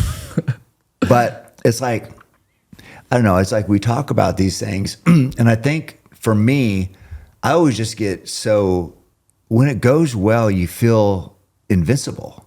Yeah. I do, and like then like talking to Courtney, and she's always like she wants to do a 500-mile run. You know, it's kind of like your thing with the 800 or doing the double. It's like there's these big like, what could we do? How far could we go? Yeah, and you just want to find out. And that's why part of me wishes I just had a normal job. Yeah, because there's always, at least I feel it, there's always this pressure to perform. Yeah, I know. I feel that too. Yeah. Because no matter how many times you did it, it's like that means nothing today. That's in the past. Exactly. Yeah, I got to prove myself today. Yeah, there's all these new fast young guns. Yeah. You can't beat them. And in your head, it's like, well, yeah, because I tried Cocodona double. Yeah. And they're like, well, you idiot, you should have treated that as an A race and showed up and tried to beat them. But like, No. we're just like, we want to try something epic. I've done Cocodona 5 times. Right. I'd rather try the double now. Yeah, I know. It's like, and also when I see those young guys or whatever, I'm always like making excuses for like, well, if I do this, if I do that, I think I could hang with them. Which there's probably no chance I can hang with anybody, but I trick myself into thinking I could. I think you could. You just need to learn how to taper and train specific. I just need to learn how to race. I can run, I can't race. Part of racing is like tapering. Yeah. Wow. Yeah, I don't know. But anyway, But anyway, I'm addicted to lining up and racing. that's what you're addicted to? Yeah. But I'm just not good at preparing my body to do it. But I love like yesterday at the track or any race I do, or I've did 10 miles or the 10K I just did on the 4th of July. I just love putting a bib on and like racing. Yeah. But I'm just not good at like making a good plan to be at my best. I would say with like how you train and don't recover. Yeah. You race really well. Like for what you accomplish, and like I mean I just got a glimpse of it. I don't know your life. Yeah, no. But like from what I could see this week, like you're really good at a lot of stuff. I think you could be great at one thing if you focused on it. But Bow for hunting. like we're talking about running. Oh, okay. But for like how you train, like you do really well at a lot of stuff. I don't know if that makes sense. You mean like running? Yeah, different distances. Oh, okay, yeah. Like because most people, you were the one that was talking about this, like the track stars or whatever. Yeah. Like they have a plan. They'll run with you. But if they had like an hour of strides, Right. even though they did 20 miles with you, they still go do their hour strides. Yeah. They stick to their plan. Right. So like, and you admitted this. I'm not saying this. Yeah. You said you don't have a plan. No. So like I think if you actually had a plan and you're like, I'm going to be a good marathon runner, and you trained that way, then you would be great at it. Oh, thank you. Yeah, it's always just been like it's just to help me in bow hunting. I mean, I know. I give my best when I race. You know, Right. like that means everything that day, but not on the training days. Training days, I just want to be exhausted all the time and feel like I did something. So if you're addicted to that, then Yeah. I don't know. Right. So anyway, but yeah, I mean, it's what's your goal? So we're going to get that Arizona Trail FKT. Do you have any FKTs right now? I had the Colorado Trail, but DJ, the guy that got 3rd place at Cocodona, he DJ Fox. Did he get? We had 4th. Yeah. He ended up getting 3rd men's, 4th overall. Oh, okay. Because on our video it says 4th. Yeah, 4th overall. Does it say 4th overall in the video? Yeah. Okay. It's in my stupid video. I was like, it was just like where I was when I got knocked out or whatever. But no, DJ's coming on here. Oh, cool. So I don't know why were we talking about him? Because we were talking about the Colorado Trail. Oh yeah. He took my Colorado Oh, Trail he did? Okay. a year or 2 ago.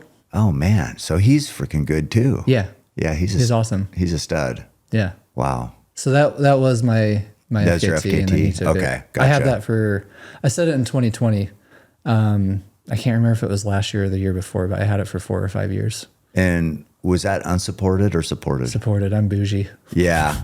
And then what was the record? My record? Yeah. 7 days, 13 hours. Oh, so you must have got it after Courtney was trying? Yeah. So because I thought when she tried was 8 days. Yeah, the record I took was 8 days and 7 hours. Right. Okay. No, so everybody who knows anything about Courtney loves her. Mm-hmm. But you hate her. Absolutely. She's the worst. That's where I thought it was going. She sucks. No. The thing, like this experience made me grow to love her even more. Because we were teammates for Solomon that year. And the year that she didn't finish the Colorado Trail and went to the hospital, for some reason I had her number. I don't know why. But I texted her and was like, hey, sorry that happened. You were crushing it. Hope you get recovering. And like, she did not acknowledge her situation at all. Oh, that's her. Yeah. So irritating. She's so nice. I know. That's why I hate her. Yeah, Just me kidding. too. But her reply was just like, hey, if you aren't doing anything, you should go for it because I think you could get it. Like after she just had that terrible experience, she was going for what she told you to go for, and kind of pumping you up to do it. Pumping me up to do it. See, that's not normal. No. She should be sabotaging you. She should ignore me. I know. Well, that time I went to help her, and she was like even struggling. This was like day 4, but she already had this cough and the blood and everything. And so she had been pushing hard already and had that cough thing, which ended up messing with her oxygen level in her brain. But she was like, how are you doing? I'm like, no, I'm not falling for this shit. Don't ask how I'm doing. I just got here. So that's what she does. Yeah. She's like miserable and beat up. I remember me and Kevin, we were with her in one section. It was like pretty real steep. You go up and there's some lakes on the other side, but Leadville? No, it was like going into maybe Twin Lakes, or is it? Twin Lakes is Leadville. Oh, no, I can't remember where it was. Okay. Anyway, do you remember where she dropped? It was Leadville. right. Oh, she did. Yeah. So right before that, what is like, there's a really steep climb and you drop over. And I thought there was is that Mount Massive? I don't know. No, I can't remember. But anyway, point is, me and Kevin are going, she was struggling and we're going pretty good. And I thought, oh, she's going to be somebody should go back with her. And I turn around, we're pushing. She's right there. And As she's dying. As she's dying. I'm like, how? I'm like fresh and giving all I have. Yeah. And she's like almost a corpse and still right there. I'm like, what is going on? She's an animal. It was nuts. And I mean, they're both so nice. Like I've never met ever. Kevin before. So anyway, I ended up going for it 3 weeks after she told me to go for it. And you got it. And I got it. Nice. But it was around, I think it was around Leadville or a little bit before, but like her husband showed up to support me. Really? Never met him before. He just like, hey, Courtney told me you're out here. Just coming to say good job and keep it up. And he hung out for a little bit. Like, wow. They're awesome. Yeah, that's amazing. Yeah. I don't know. When I always think about I need to be a better person, I think of them. Like, 100%. Yeah, that's who I need to be like. But instead, I'm like myself. And that's not good. I mean, I think it's impossible to become like them. Yeah, probably. Too late. Too far down the road. For any of us. Too many bad habits. Yeah. Yeah. But yeah. So we're going to get the FKT yes. on the Arizona Trail. And then then what? After the Arizona Trail? Yeah. I don't know. I don't have a plan. I've told you that. I'd love to do the Appalachian or the PCT one day. Really? One day. Yeah. But yeah, I don't know. I talked to some guy somebody did all 3 of them because there's a PCT, the AT, and then the one in the middle, like through Montana. Continental Divide. Yeah. And you can do all those, right? It's like it's called the Triple Crown. Yeah. I think. I don't want somebody to say I'm speaking out of turn, but I'm pretty sure it's called the Triple Crown. That'd be a test. Yeah, I can't do that with a family. No, you'd be gone for see you next year. Yeah. I don't even know how long that would take. Well, I don't know if did this person run it? I think hike mostly. I think most people hike Yeah. all three of them. I don't know if anybody's tried running all three of them. What about Transcon? You ever thought about that? Is that the one across the United States? Yeah. It's too much road. Yeah. I hate the road, dude. Right. No, I don't know. I'm in a weird situation where like I love what I do, but I need to try new things. Yeah. Like I'd love to start focusing on HYROX again, but I'm also an ultra running coach, so I need to keep dabbling in ultra running. Yeah. And doing well at that. Yeah, I just get bored easy. Yeah. I like trying new stuff, but I get it. so yeah, I don't know. Like, yeah, we'll have to see how my race does too, because who knows? Maybe I'm going to retire and just become a race director if Yeah. my race takes off. I don't know. Could do that. And then you're setting up a 200 miler, right? Yeah, Yeah. in Utah. Yeah. Yeah, I mean, this year I am doing that race in Italy, Tour de Gents, Oh man, and I'm excited for that. Like, yeah. have you raced out of the country much? No, because I'm bougie. Yeah. I But like you've never done UTMB then? no, no. You might know who they are. I think they're called like 507 Tactical, Yeah. Or is it 507? Or is it 511. 511. That's what it is. 511. Yeah. I got one of their it's a huge bag. Cost me like $500, but like I have everything in there. Like I pack my closet basically. Like I have For the race? for races that I do. Yeah, Like I okay. have 10 different jackets, 10 different shirts, and I'm like, I'm not going to use 25 or 75% of these, but I'm going to have them just in case. Right. And so like I've hated the thought of like trying to like figure out what I actually need and pack it and ship it over to a different country. Yeah. So yeah, this is my first one, and I'm gonna have to figure that out. Get dialed in a little bit. Yeah. And this race is tough. It's like the 80-some thousand feet of gain, right? Yeah, I've seen 80 to 90. Yeah. I think it's closer to 80 though Yeah. for 200 miles. And yeah, what's your goal there? Can you win? I hope. Yeah. What usually wins at what time? From what I've studied, and I try not to study too much to psych Yeah. myself out, but it's like mid 60 hours. Okay. And how far is it to? It's 200. Okay. But I mean, it's like double for anybody that's done Bigfoot. It's double the amount of climbing of Bigfoot or more in the same distance. Yeah, that slows you down for sure. Yeah. But like I was saying earlier, like I need something new to excite me. Oh yeah. Like the Arizona Monster was a new race. I did well at it. Yeah.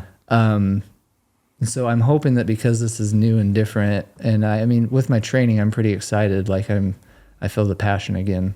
So I'm hopeful that I can do pretty well at this one. Yeah. And I'm a good hiker. I'm not a good runner. And this is like a hiking race. 520 mile. You could do even faster fresh. Yeah, maybe we'll see. You're a good runner. I wonder, a marathon could be another fun goal. That does not sound fun. That Yeah, does they not sound fun. Pushing. Well, for me, it feels like sprinting for 2.5 hours. Yeah. Not fun. Redlining for 2.5 God. hours. Yeah. Yeah, I don't know. But yeah. But I like just doing weird crap, man. You know that. Yeah. Like, I just need to start doing more of that kind of stuff that, like my 0 calorie 100, like just weird stuff like that. But then again, you have the people that, so like I did the 0 calorie thing twice. Yeah. The first time I did it just to see if I could do it. And then I had a bunch of, that was like the first time I like really experienced hate. Oh yeah, that's okay. Yeah, I All these remember people that. saying I have eating disorders and I'm promoting an unhealthy lifestyle. Like it was the weirdest, like I saw like a news clip on me in Spain. That doesn't It was make the sense. weirdest thing. Yeah. Like I had a friend of mine who knew Spanish translate it, and it was this dietitian saying I'm going to die of kidney disease, and Oh, settle down, it was people. crazy. Yeah. Everybody's got an opinion, don't Yeah, they do.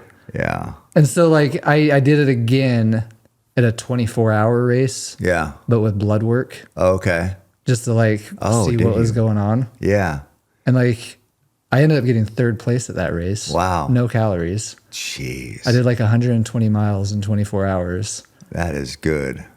But the blood work, like nothing was wrong with me. I had elevated cortisol. Yeah. which anybody's going to have that after sure. an ultra. But your kidneys were good. Everything was fine. Yeah. Yeah. Because people would say, like, rhabdo is what gets a lot of people. And it's going that the kidney marker, I can't remember what the marker is, but. CK levels. Yeah, CK levels. Yeah. So you were fine then. Everything was fine. Yeah. But anyway, like when I did that, and this is the thing, like trying to make a living with this that you got to watch out for. It sucks. But like I had people like, I don't know if it was Reddit or Let's Run or something stupid saying stuff They're the like, best. oh, McKnight knows he can't win that kind of a race. So we had to do a stupid 0-calorie thing to give him a crutch. Yeah. And so it's like when you want to do weird stuff and fun stuff like that, you're always going to have those people People that criticize. Yeah. Yeah. While they're doing nothing. Yeah. Yeah. Yeah. Everybody's got an opinion. It's just, it sucks. But like, you know, what I've told Truett is like, that is how you make money, is you have to make people care. So if they're talking shit or they're celebrating, they care, you It's know, true. and They're it's talking. like, and so doing what you do, where you do rely on sponsorships, bad can be good too, you know, It's true. because it's like, is you got that engagement, because all brands care about is anybody looking at what you're doing. Right. If nobody's looking at it, they're like, we don't got anything for you. Yeah. See But ya. if a lot of people are looking at it, they're like, yeah, we can work something out. But so I think it's good too, because you're kind of good at a lot of things. I mean, you want to be a hybrid rock star, right? Oh my gosh. No, Yeah. but just I think you could be really good at that at HYROX. HYROX? Yeah. Yeah. I mean, if you train specific, because you have trained specifically, and you made the World Championships, right? yeah, I qualified for Worlds. Yeah. So, I bet, because you're strong and you got that endurance, which we talked about, like HYROX is a lot of cardio. Oh, 100%. Yeah. That's where I made up, was my running. Right. Yeah. But you're also bigger than most ultra runners. So you got more muscle. So you can do because there's muscle, the sled push and shit. If you weigh 130 pounds, you're not pushing that sled No. anywhere. That sled push is hard. Yeah. You need a weight for that. I saw they had 4 plates on it, don't they? Or- Yeah, I haven't looked at it for a while, but it's like close to 300 pounds, if I remember right. Yeah. So, you got to have some muscle to do that. Yeah. But yeah. Sled push, sled pull, the wall balls, dude. Really? Have you done those in a workout? I have, but I don't know. 100 wall balls with 20 pounds, a 20-pound wall ball. Is it unbroken, or how do you do it? I mean, You don't do any other movements in between? no. Just You 100 straight. 100 straight. So you could stop and catch and take a You break. probably get gas, don't you? Oh, yeah. Yeah. I was on target for under an hour. I got an hour and a minute, and I was on target for that, but my wall balls sucked. Yeah. Like I had to do a lot more than 100 because I didn't go up high enough or I didn't squat low enough. They weren't They have a counting. counter. But yeah, the wall balls are where I really screwed up. Yeah. Yeah. And when you get fatigued, does it make anything No. in the other stuff It's the easier? last event too. Ooh. Like you do that and then sprint to the finish line. So you're already gassed. Yeah. It's hard. People make fun of HYROX. Yeah. The name sucks. Yeah. Well, HYROX isn't bad. Hybrid Hybrid Rockstar Rockstar is not cool. It's not cool. It's very. There's some words to describe that. Yeah. Yeah. But the event itself. We'll just is, say it's James, because we don't want to get canceled for saying what it really is. So we'll just say it's James. Very James. Yeah. It's the most James name I've ever heard. But the event is cool and it's Yeah. hard. No, for sure. And so can you get sponsors with? What do your sponsors think about that? Because that's a different category, obviously. My main sponsor will support me no matter what I do. Okay. They supported me through my injury. So Who's your main sponsor? Let's give them some love. they're a competitor of one of your sponsors, I think. Oh, I don't care about that. Redmond Relight. Oh, yeah. Yeah, no, that's good. Yeah. Yeah, I don't even have any element here, but so we'll give Relight some love. Okay, thank you. Yeah, so that if they're your main sponsor, they make me happy. So good job, Relight. Yeah. And like I said, they support me through everything. They support me through my injury. They're supporting me for my race in Europe, even though that was totally different than what my year was supposed to be. They supported me through the HYROX scene. So like anything that I do, they're happy. Sweet. And then who's your other sponsors? In Gingy, I think they would be cool if I did HYROX. They were cool with me biking last year, like through my injury. Squirrel's Nut Butter would probably be fine. Yeah, those are my main ones. Yeah. I'm probably forgetting somebody. Yeah. No, it's good. Well, yeah, I mean, as long as you're getting attention out there and you're qualifying for worlds and your name's being mentioned, that's all they want. I mean, it wasn't an official sponsor, but Puma sent me a bunch of gear for HYROX. They sent me a couple of shoes, some apparel. That'd be a good one to get if you could. They have good shoes. Yeah, I don't know. Do they have trail shoes? That's what I wore for our run on Wednesday. Oh, okay. Yeah. So, and are they carbon or? The ones I had are carbon. Okay. They have some non-carbon. Yeah. Basically, the trail ones that I wore are what, at least an older model of what we wore last night at the Hayward Mile. Yeah. Yeah, they're fast. Yeah, well, that'd be good. And so we'll just keep it fresh. And now you're a bow hunter too. Yeah. Yeah. Yeah, so look at this. Let's talk about this for a sec. Tell me about your experience shooting your new Hoyt. I got a bullseye on my first shot. You did. You shot good, dude. You are good. Definitely. No, it was great. Yeah. I thought it was going to go terrible because my son has a bow, a toy bow, and he can do better than me on that. Yeah. Well, he's in for a rude awakening now. Yeah. You can shoot his arrows and break them. No, it was good. This was fun. Like, I've never hunted before. I've shot very little guns in my life too. Funny story. I actually own a gun. When Biden got put in, I heard all these things about how we weren't going to be able to buy guns again. Yeah. So I went out and bought one, but I haven't. It's still in the packaging. That's a lot of shot it. A lot of people, like, even when they thought Hillary was going to win, they're like, oh, they're going to whatever. So like, she was the best gun salesman ever. And like, I think the stat is like half the people who bought guns have never shot them.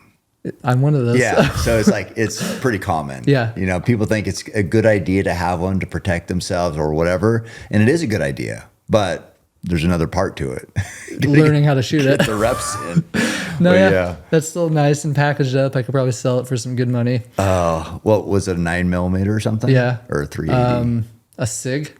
Yeah, SIG. Okay. Yeah. Probably 9. Yeah. That's, I mean, they're good. But yeah, well, now you're shooting. Yeah. Now I know how to shoot a bow to protect myself. There you go. Be legless. Yeah. But no, like I've never been hunting or anything. But I've had a couple people actually message me since sharing stories of being out here. Oh, yeah. Where I live that are bow hunters. Yeah, I saw somebody say there's a place to shoot. Like, I saw a comment. Somebody says place to shoot like right near you. Oh, I didn't see that. Oh, yeah. It's like another archery guy. I think he mentioned a shop somewhere. Oh, yeah, I don't even know that. Yeah. So I saw that maybe on one of the posts.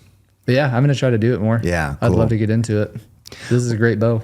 What I always say is it's, you know, we get so obsessed with goals and things like that. But when you're shooting a bow and you're just focused on, there's so much to remember. Like Wayne told you, like a million different things, just like seriously about a million things. So when you're doing that, that's all you're thinking about. So you're not distracted with the pressure of sponsors or this race or whatever you're thinking about. So it's like very therapeutic because it's like, this is all you're thinking about. So you get a break from all the other stresses of life. And I feel better after I, get out there, watch a few arrows fly and sink in the target. And you're just like, okay, this is a good reset. Well, and it forces you to calm down. Yeah. Cause there's a couple times like where I was like shaking and like, I just kind of like blinked and I was like, started like controlling my breathing. I was like, I need to like calm down and like relax my body. So it is a great way to just like distract yourself, but then force yourself to like really calm down. Yeah. Yeah. Cause it's hard to shoot if you're shaking. Dude, you did great. You shot really well. Well, thank you. That was very impressive. And I'm just like, I'm so thankful. It feels like I talked you into staying another day, but it feels like we did so much fun stuff and hard stuff and cool stuff. It's like and then we got to go and meet Forrest Frank up there on Pisgah after the track meet yesterday.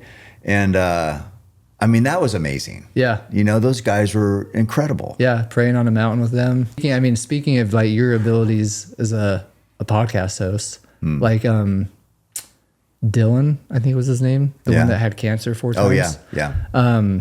He was asking me, he's like, so how's it being out here for Cam's podcast? And I told him everything we did. And he's like, dude, that's so awesome. Like, he has a following. He has like almost 500,000 followers. 400 some thousand. Yeah. And so he was telling me he's been invited to podcasts, and he gets out there and he doesn't see or talk to the host until they're like this. Yeah. Like he just interacts with the assistant or whatever. They do their show and then he's gone. Yeah. And like they don't do anything. So when I told him everything that you were doing, he's like, holy cow, like he's a good podcast host. Well, I mean, part of it is because I'm not a good podcast host. So it's like Joe, who is the best at podcasting, he could do like what you just described. Just have the guy come and sit down and make it a great conversation. For me, I do better when I have a connection, or we've done some things, we shared some suffering, or we've talked and we have like a bond a little bit. Then I'm like, because to me, it feels like, I know when I'm talking to somebody, if I don't know them or really kind of trust them at all, I'm not going to say the same type of stuff. But if I know somebody's like kind of on my side and believes in me, it'll be a better conversation. So I'm just trying, when I have guests out here, I just want them to know I'm not doing a gotcha. I'm not like, don't want to make you look bad. We're on the same. I want it to be positive. And so people are like, oh, okay. And then not let your guard down, but just be more open. And that just makes better conversation. I mean, I feel like you're at a level where you don't need to do that. Anybody that's going to come out here has a fairly good idea on what kind of person you are.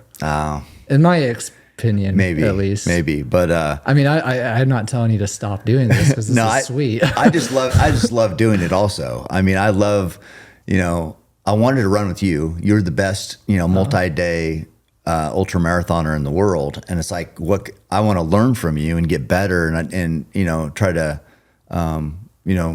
talking to you the whole time and just trying to pick up tips, some things that'll help my life. And I like your demeanor too. So I'm like, I'm trying to get better from my guests. It's like, I always say it's selfish. It's like people think that, I get a bow, I get that. It's like, no, I'm doing this for me. Okay. This isn't about you. I'm not that good, but I just love sharing it with people, my life. Well, it's great. It was fun. And I mean, I want you to be honest, how much of you like slightly wanted to put me in my place on a couple of these runs?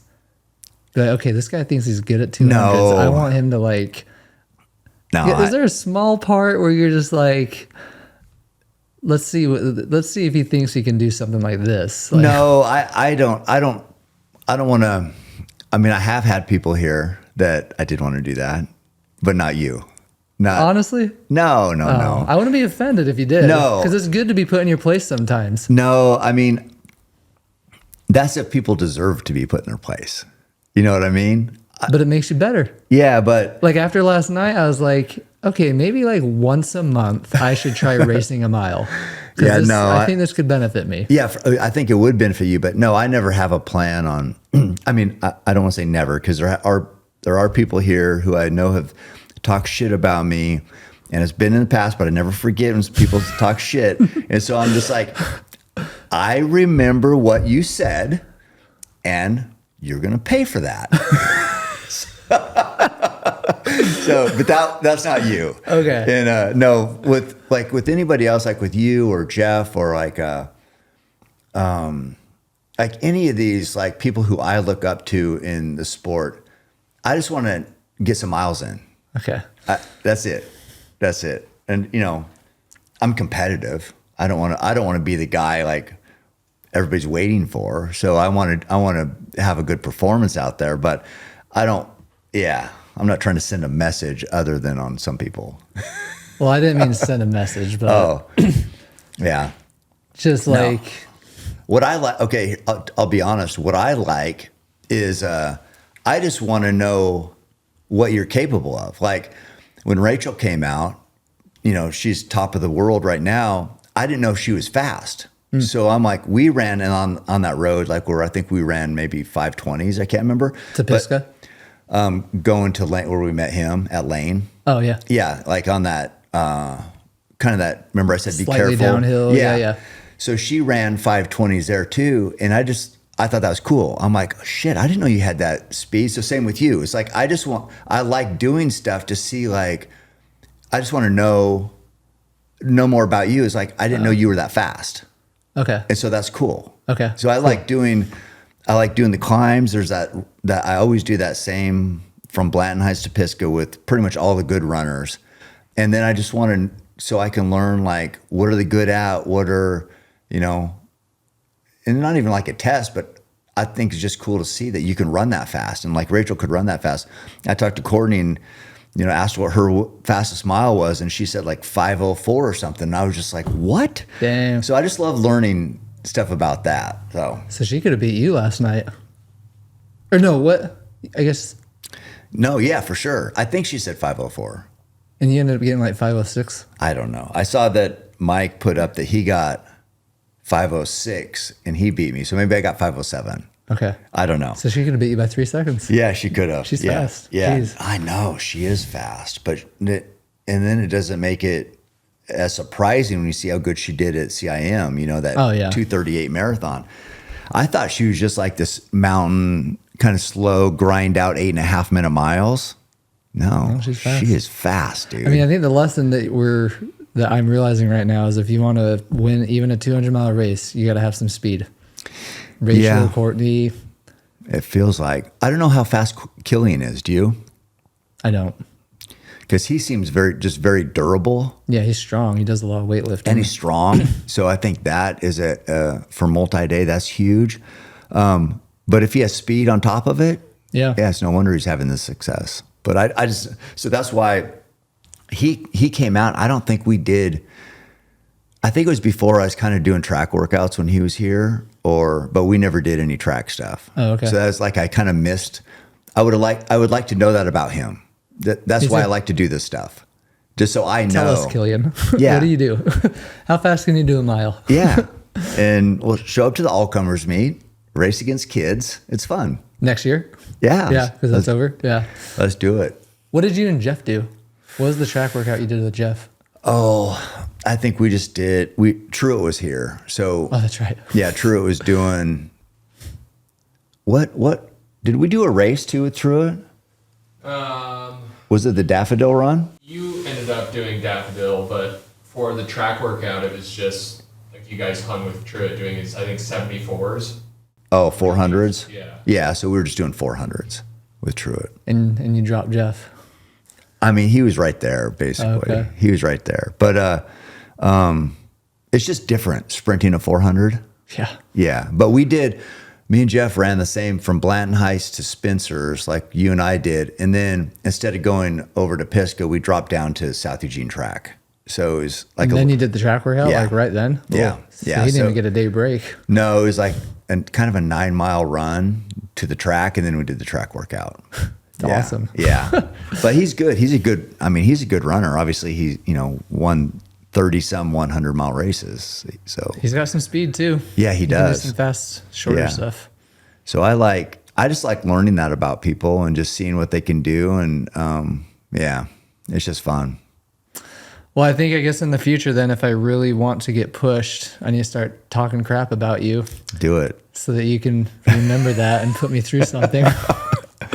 Yeah, I mean, it's all love. I like getting pushed myself too. And just because when these Olympians come here, obviously I can't hang with them, but I try. I want to see I like seeing how good people are, because it's like we're always wondering like how we stack up to other people, or I am.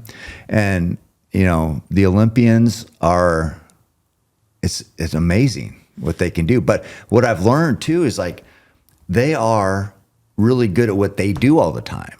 So you take them off the track and put them in the mountains, it's different. Mm-hmm. You know what I mean? You have to adapt to that type of challenge also. And if they're just on the track all the time, they're the best in the world at that, but it's hard to be good at everything. I was mentioning like from a marathon to a multi-day, it's hard for one person to be good at all those things. Right. And we talk about like Jim Walmsley. Yeah. Walmsley. Best ever like Western States athlete, like Olympic trials qualifier in the half marathon, so much speed. Would he be good at multi-day or would he fall apart? I don't know. I don't know either. I mean, because the sleep deprivation, the calories, the just fatigue. There's people who crush hundreds who might not be good in those situations. Well, I think for him, the hard thing would be, could he slow down a little bit?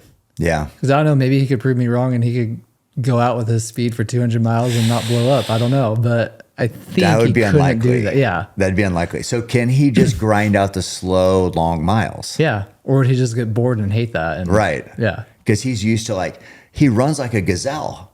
Like I remember that first time him coming honks. through Forest Hill, like probably the first time he won, and he had like this holy shirt on. Oh, yeah. And they're like, and it's like, I'm like, people run that fast? He's just like hopping. I just know. like a gazelle. So light, and the strides were like as long as this room. I'm Yeah. like, okay, I will never be like that. No, me either. That seems like a different species of runner. Yeah. But can he dial it back? Because like even if I think he's got the FKT or somebody does, but in the rim to rim to rim in the canyon, it's like 6 hours or something. I think it's faster than that. 5 hours? I mean, I want to say 4. What? Not like in the 4s, high 4s. I want to say high 4s. Yeah. So me and Can Courtney, you Google that? me and Courtney did that, and I was pretty beat up, and it was like 11 hours. Rim to rim to rim? Yeah. Yeah. I mean, it's hard. It's so hard. That climb up South Kaibab is so steep. It was so hot that afternoon because we started early, got to the north side, then came Yeah. back. Sun is just baking. They got the signs of people puking and gonna die. That's how I felt. Yeah, people die there. Yeah, for sure. Like 12 a year. And he did that in half the time. But that made me wonder, well, what about middle of the night on night 2 with no sleep? Oh, yeah. Because we were asking that. Has he ever had to go over 24 hours? Yeah. Yeah. I don't remember if he has or not. So I was kind of surprised, like Dan Green is very fast and he won Cocodona. Yeah, first try. He crushed it. So it's like that seems rare. What'd you find? The male FKT of rim to rim to rim is Jim Walmsley at 5:55. Oh, that's off. And then the women's is Kat Bradley, 7:52. That's good. Well, so 6 hours. I mean, Kat, 7:52. that under 8 hours. Yeah. That is For 50 crazy. miles and what is it like? It's like 6, 11,000. 7. Oh, is it 11? Wow. I think it's like 55 up both. Or wait. No, that makes more sense. Yeah, Over 10. I think it's over Yeah. 10 for sure. Jeez. Yeah. It's probably just looking like a gazelle going up the Yeah, mountain Kat too. can run too. I mean, I think she's been hurt a little bit for a couple years now, but she's a good runner. Yeah. I think she won Western when she was 23. Yeah, I think you're right. Yeah. Yeah. I mean, just a She has some stud. history. Yeah. But yeah, so it's just fascinating thinking about like the history of ultra and then like what makes a good runner at each of those distances. And like what makes a good multi-day? What makes you the best? Just toughness, it feels like. Toughness, or what is it? Toughness and speed now. Yeah, speed. You got to be fast.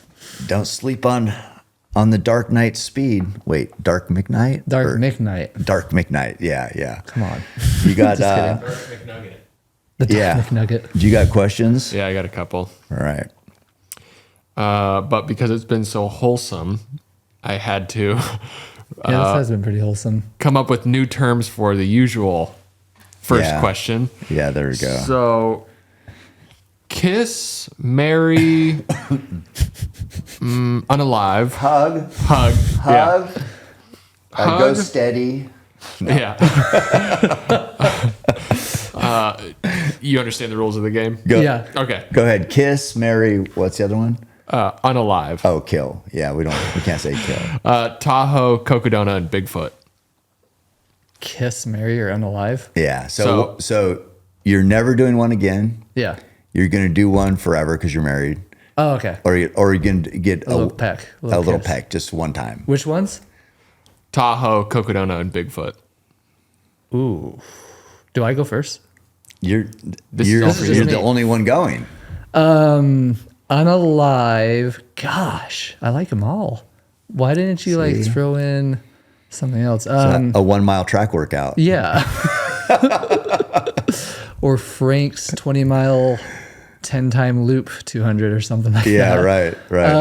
Unalive would probably be Bigfoot. Yeah.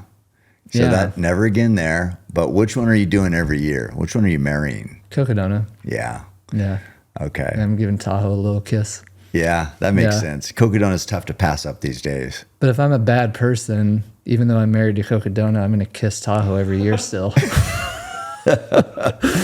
Yeah. I mean, it's not really cheating. No. Because, yeah, it's not cheating. I mean, if we're going to put Cocodona as a person, it's Jamil. Yeah. And I don't think Jamil's going to be mad at me for being slightly unfaithful to him. I don't think so. He seems pretty understanding. Yeah, he does.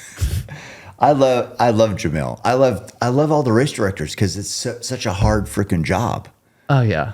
I mean, Well, Steve, we got to give Steve Adderholt a shout out Steve. too. Yeah, He's everybody doing talks so about much. Jamil, but yeah, Steve is amazing. Yeah. I think he's a race director, is he? He Or is is the race, Jamil? he's the race director. What is Jamil? The founder? Yeah. Yeah. CEO. I don't know. And I I mean, got- Steve used to have history at Ragnar. He used to be Oh. like basically the head of Trail Ragnar. Hmm. So he has quite a bit of experience with this. Man, they've done, the live stream there is like, people love that stuff. That's one reason I don't want to do the race. Because like everybody's telling me like, oh, I can't turn it off. And I'm like, I love this sport, but you just sit and watch this for 5 days? Yeah. That sounds boring. So are you going to try to have a live stream at yours? Because isn't that expensive? I'm sure it is, but I don't think Yeah. I can. Yeah. Because it's in the mountains. Like there's no service. Yeah, but with that, they Starlink? got the Starlink. Maybe in 4 years when it's profitable. Yeah, I don't yeah. think I could do that the first couple of years. Gotcha. Yeah, I get it. It's like people are so used to it now. Yeah. Because now they'll be like, "Where's the live tracking or whatever?" Yeah. But Freaking Jamil. well, no, I guess the live tracking is different than the live stream. Yeah. So you'll do the live tracking. Yeah, like You'll have with the spot GPS. tracker and Yeah, stuff. yeah. Yeah, I'll do that, but I don't think I can live stream it. Yeah, no, it's expensive. I heard. Yeah. But what else you got? I have to change this question too now that I have upgraded. But is 100K a real ultra? Oh yeah. So do you know the backstory? No. He's like always self-depreciating, which he should be because he's a piece of shit. But because he did a 50K, he said that can't count as an ultra because he did it and he's not a good runner. He said it's like a marathon with a wrong turn. So because he did a 50K, that shouldn't be an ultra. But now he did a 100K. So now in a self-depreciating manner, he's saying because he did a 100K, that's not a real ultra. And so you're asking me that? Yeah. Yeah. Should If it count? if you agree. No, I don't agree. I can't say that. You can. I I mean- say the only thing that should count as an ultra is 200 plus miles. Everything else is a fun run. So Jim That tracks. isn't even an He's not ultra an ultra runner. marathoner. No. No? I'm trying to think of like a witty thing to say about. What about like a 50K? And I have a new argument. So with every distance, you have it pretty much doubles. So like 5K is a lot of people's first little race. And then it goes to a 10K. And then a 10K after that, you have a half marathon. And then obviously double a half marathon, you have a full marathon. You can't just add 5 miles and count a 50K as like the next big step. It's got to at least be 50. Because we've been doubling. Yeah. And then if you're at 50, you might as well just add 12 to that. And if I can do it, then it surely doesn't count. Well, by that math, a 50 miler is not even an ultra. It'd have to be 52 miles if you're doubling a marathon. 52.4. There you go. Or You no, heard wait. it here Yeah. first. I'm trying to think of something witty I could say about you, though, to We can cut out the dead space. Take your time. No, it's okay. I don't have anything. Yeah. Yes, 100K is an ultra. Okay, that's your Come on, answer. ask a better question. Yeah, idiot. See? There's the witty thing. Don't ask me dumb questions. You're See what wasting I'm- my time. See what I'm talking about? Makes me sick. What else you got? I got one more. I'm sure you've talked a lot about this on other podcasts, but just surprised you haven't really touched on it here. But as far as like when you broke your back and you were told you were never going to walk again, and here you are running 200-mile races, how often does that still come into your mind when you're out there and you're hurting and you want to quit? And, you know, do you think about, I shouldn't even be walking, let alone running these 200-mile races? Yeah, every race I think about that. Because like when you get put in a spot where you think you're stuck in a wheelchair or stuck in a bed for the rest of your life, especially at age 22, which is what I was, like that puts a lot of things into perspective. Because like up to that point in my life, I was as lazy as they come. And so, yeah, every time I want to quit, and I mean, even more so after last year with my herniated disc, I kind of got to relive it because honestly, herniating my disc was worse than breaking my back. Like I couldn't even walk, dude. Like I would stand up straight and just the pain, like from the nerve, I need to show you the MRIs, but like, like, you know, you have this thing of nerves and my disc was pressing into them so much that the MRI, you could barely even see my nerves. Wow. And so just the standing up straight just killed my legs so much that like I would go sit at it. Like we put my kids in a run club every summer where they like run. It's a third of a mile track for 30 minutes and they just accumulate miles throughout the summer and get prizes. And like usually I'd go there with them and run with them. And I couldn't do that last year. Like I'd go to the park and I just have to like sit hunched over on a bench and watch them do it. I couldn't even walk. That is depressing. I was so depressed. Yeah. Like my wife had to help get me out. Like I'd snuggle with my kids before they'd go to bed. And then there's some nights my wife had to come help me out of bed because I couldn't sit myself up. Yeah. And so like, that's honestly why my fires come back because I got to relive breaking my back in a way. But yeah, every time, like at the Arizona Monster, there was a couple of times I wanted to quit and I was like, no, like I much rather would be here than sitting on a bench watching my kids run miles because I can't do diddly squat. Right. So I think about it a lot. Yeah. I mean, peaks and valleys. So we're not always at the peak. So the valleys we can learn from too. And then kind of look back and appreciate the peaks. Yeah. You know, where if you were always up top, how would you appreciate being down? Exactly. Yeah. But it's, you kind of mentioned it earlier. I was just thinking about this. How much do you listen to I know when people mention me on a podcast, I'm just like, wait, what'd you just say? You were talking about me? But how do you listen to other podcasts, like talking about like predictions for races and like, does that put a chip on your shoulder sometimes? Yeah. Yeah. Yeah. I really think I could have done a lot better at Cocodona. I mean, obviously, if I had fresher legs.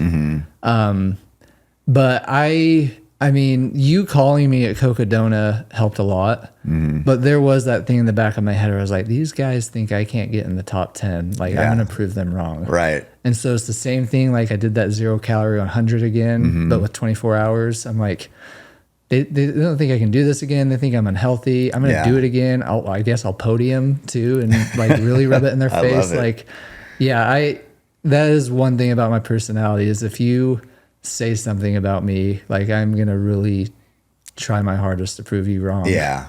That fires me up. That's what me too. I mean, it's like, and people, I know that sometimes I mention people on here too, and it's not like I'm just want to rake them over the coals, but to them that hear their name, they know every word associated with whatever I said, right? Yeah. Oh yeah. It's like, and I'm the same way too. If I listen, like, cause I had this scandal come up recently. And so I was listening to these podcasts and I'm just be like, okay, I thought we were cool, but guess not. Watch out. Yeah. So it's, I just didn't know how much attention you put into that, but, no, I seek it. Yeah. And I think it's Goggins, right? That like records. Yeah. People talking shit. Yeah. And then he plays it. I don't do that, but I write stuff on a whiteboard in my room. Oh, so it's nice. the first thing I see when I wake up. Like what's one example of what you wrote up there? Well, the funny thing is this person was actually right. Okay. But like, you know, I had the Arizona Monster, Cocodona, and the Triple Crown. Yeah. And somebody commented on a post that said like, this is a hefty goal that you have. I predict you're only going to finish 2 of those. And then I finished Arizona and Cocodona, and then got Tahoe. pulled from Tahoe. Yeah. And then I ended up deferring the other 2 to another year. They were, So they were right. but but 3 of those there's like an asterisk. Yeah. Got hurt. I'm got coming pulled. back. Yeah, and you're coming back. So And I have a replacement. yeah, now. it's not like you tried and DNF'd. Right? Right. So yeah, they weren't 100% right. They made me quit. Yeah. They put that in Yeah. the zeitgeist. Yeah. I think that's what it's called. But So yeah, I had that written on my whiteboard. yeah. And now it's still there, so I get to see that every morning and be like, damn, there. Yeah, Was that I mean, I've left it up there, so I can like, they were right, Yeah. but now I'm gonna go do better at tour. What did, yeah. Yeah, Well, I mean, fair play to them, I guess. Yeah. Was it like a podcast host or just a person? just I have it.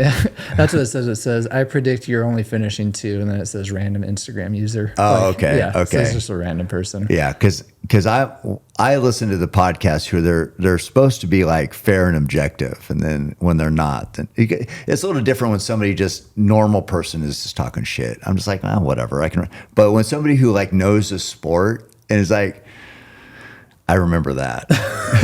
We're a little opposite.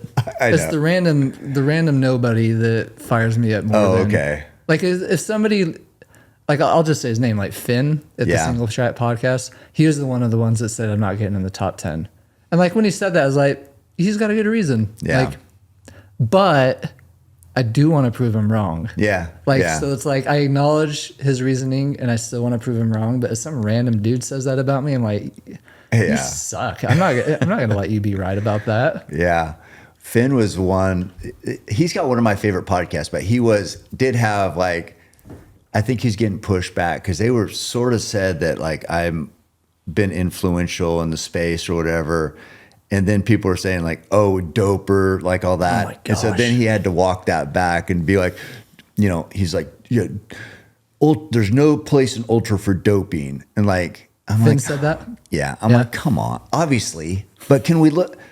I mean, come on, can we Yeah. fucking look at this a little bit and just like? Go? So anyway, I just remembered he said that like because he's kind of like addressing the crowd, Yeah. that were talking shit, and I'm just like, I don't know. I wish you would have been a little more objective about it, but whatever. I put myself out there. It's my fault. Can I say something about that? Sure. You're a freaking cheater. Exactly. Just kidding. Okay. No, That's a wrap. that's a wrap. That's the only quote from this podcast I want out there. Yeah, no. I mean, yeah, you can say whatever you want. I'm good. I said it. Yeah, perfect. Love it. No, because you're honest. I want to be honest. I've taken BPC 157. And if I get canceled for that, I don't care. People I coach have taken it because I recommended it. Like, I think, and to give some context, like, and the people who want to cancel us for this, like, they don't care about the context. Right. But for those who do care about the context, I heard about it because I lift weights. And last year with my herniated disc, a lot of my gym friends said, you should try this. Like I had a bad shoulder for years. I took this and my shoulder's fine. And I kept pushing it off not because it was on WADA's list. I didn't even know it was on WADA's list. Yeah, And that's me neither. another element to the story. I do 200-mile races, and I know people are going to say because I'm a coach, I should know WADA's list. Yeah. But because that's not a thing in 200s, I don't study that list. Right. So, but it's not approved by the FDA. There's not a lot on it. So I was like, I don't want to touch this stuff. And so I kept putting it off. And then I got set for surgery on my back. And that was a wake up call. I was like, I I've had back surgery. I was a very unique experience where my surgery didn't put me out forever. Like quite the opposite. I ran a 10K 5 weeks after I broke my back. Wow. But I know that's not always going to be the case. Yeah. And so I'm desperate. I don't want to get surgery. And so I talked to my gym friend. I was like, tell me about this BPC 157 stuff. He connected me with a nurse, a registered nurse. She came to my house. She taught me about it. She mixed it up for me, told me how much to take a day and that I should stop taking it in 8 weeks. So I ended up taking 2 injections a day for 8 weeks, and I was able to cancel my surgery.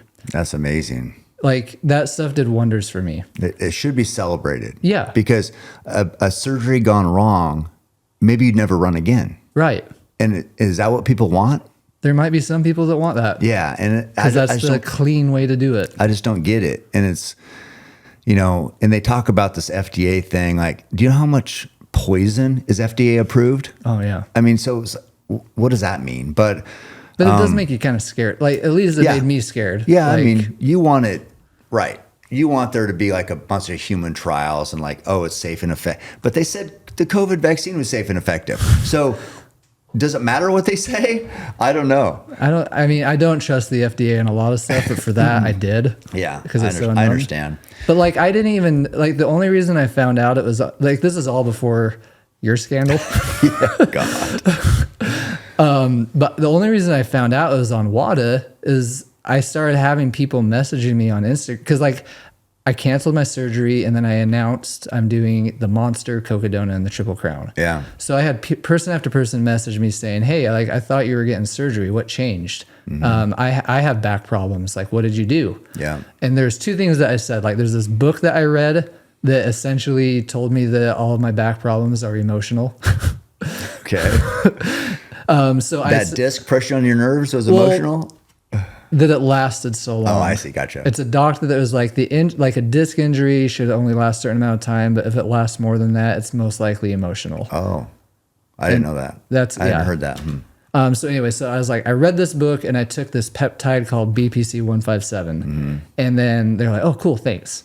And so I recommended that to like 10 people, and then one person was like, "BPC 157, that's on WADA's list, right?" I was like, "Oh. No, I didn't know that. I'm sorry." And then I pulled up WADA's list, and that's when I like started studying it. And I'll admit another thing I dope on. Yeah. I have a medical marijuana card because I have insomnia, and THC helps me sleep at night. Yeah. And so I learned like, oh, I'm also doing this every night, and I'm gonna get in trouble for that. So, like, I get like, and I want to be objective. Like, I get the crowd that's saying you need to follow the rules. But I also get the crowd like me and you where it's like, if I can avoid surgery, then I'm going to do something that's legal with the world. Yeah, it is. It's 100% legal for, it's just like if you're going to the Olympics, you can't. Or if you're prize money, I guess, or whatever. But or if Cocodona is going to test you, okay, I'm not going to do it. That's the rules. Okay, fine. Yeah. But I wasn't signed up for Cocodona. I was just trying to get my back better. Exactly. Yeah. It's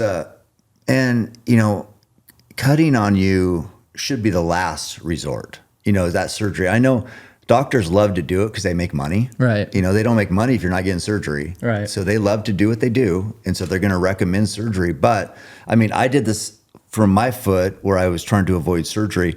Like I had surgery on my thumb from Cocodona from falling after I hit my head. And it's still like that joint. You see how much bigger that is right here? That's pretty nasty. But it was the same surgery I was going to get on my foot where a piece of bone broke off and the tendon was going to have to be, this was a ligament, but have to be stretched back. It might work, it might not. But if my thumb is like that swollen, what would my foot have been like? And that's going to affect my cadence, my 100%. running. Your it's gait. Like, that's not, to me, it wasn't worth the risk. And I'm like, no, I'm going to try anything I can to avoid surgery. And look, I'm running better than I ever have right now. So that should be like, oh, that's okay. Good job. Good job. Amazing. That's awesome. But instead it's like, no, you're a cheater. It's like, what?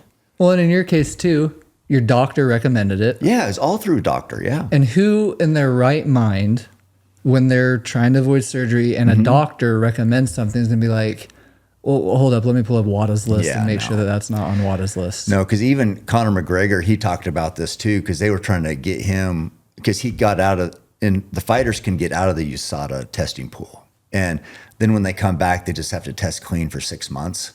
And so he got out because he snapped his leg, and he said he didn't even know what they put in his leg or did to him. He didn't care. He goes, I just want to I want to be healthy. Yeah. Do whatever it takes. Yeah. I don't care what he said, I don't even know what they did. So, but he's healthy now and he's fighting again. And he's like, that's all I cared about, is that I can, I put my life and my body on the line for this, and I want to be able to play with my kids.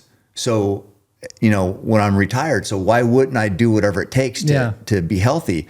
And that's all we did. We're just trying to avoid surgery. We want to do what we love. We're not going to the Olympics. No. We're not taking prize money from anybody. And it's not part of the rules of the races we signed up for. So what are we talking about? Exactly. And it's, and you just said it too, and I've said it before too, if they were part of the rules, then I'd follow those rules. Right.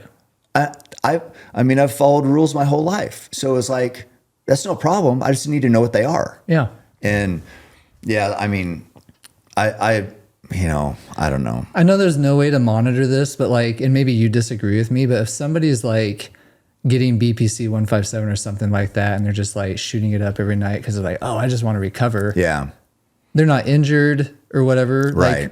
Okay, that might be some cheat. I don't think that it's, we've had people say it's a powerful PED. It's not a performance enhancer. It's injury recovery. It's I do understand, Sage, though, that recovery is a part of performance. Right, yeah.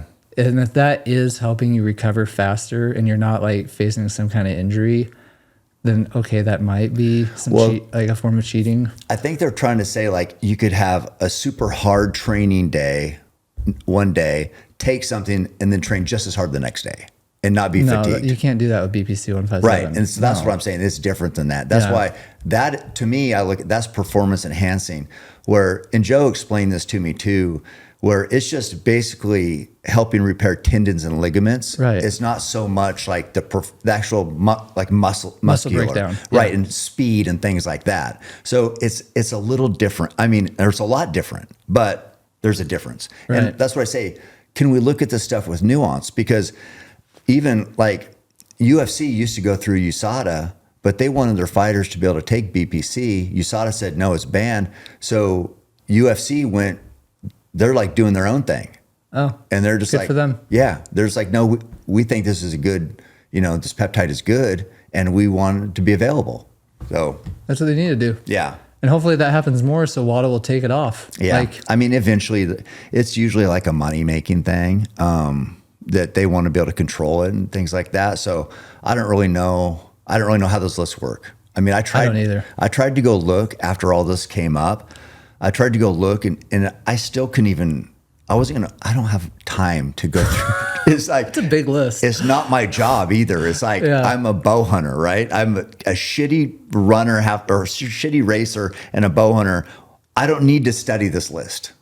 So, and I asked you this too, do mushrooms as a psychedelic, does that make your body feel good? I've never done mushrooms. I'm not sure. I'm not sure what microdosing. I don't know. I've just heard I'm not sure. Because I asked that because when I found out THC was on the list, I was like, well, wait a minute. Because I started going down this rabbit hole because of your stupid scandal. I know. Sorry. It's okay. But I was like, well, wait a minute. Michael Versteeg, everybody loves him. Yeah. And he openly talks about how he was on mushrooms the year he won Cocodona. Yeah. So I'm like, well, wait a minute. Why aren't people mad at him? And then I find out mushrooms aren't on the list. So I'm like, why is THC on it, but mushrooms aren't on it? Yeah. It's weird. Yeah. Yeah, I don't know. I just think that I get the intent, and I'm supportive, and I've said this before too, and I'm friends with Emma Coburn, and I know she's raced against people that have been found, that they were doping later down the road after big world championships or Olympics, and it's 12 years later, and then a runner might get a medal they should have got that day because other people ahead of them were doping. I don't want that. That would be, that's terrible. That is. I want whatever we need to do to avoid that, to where people can compete fairly, do things the right way, and everybody's awarded the place they deserve, right? And they earned. That's what I want.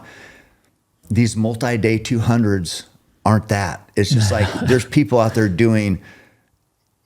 I mean, there's so much pain. Who knows what they're taking to try to get past through the pain?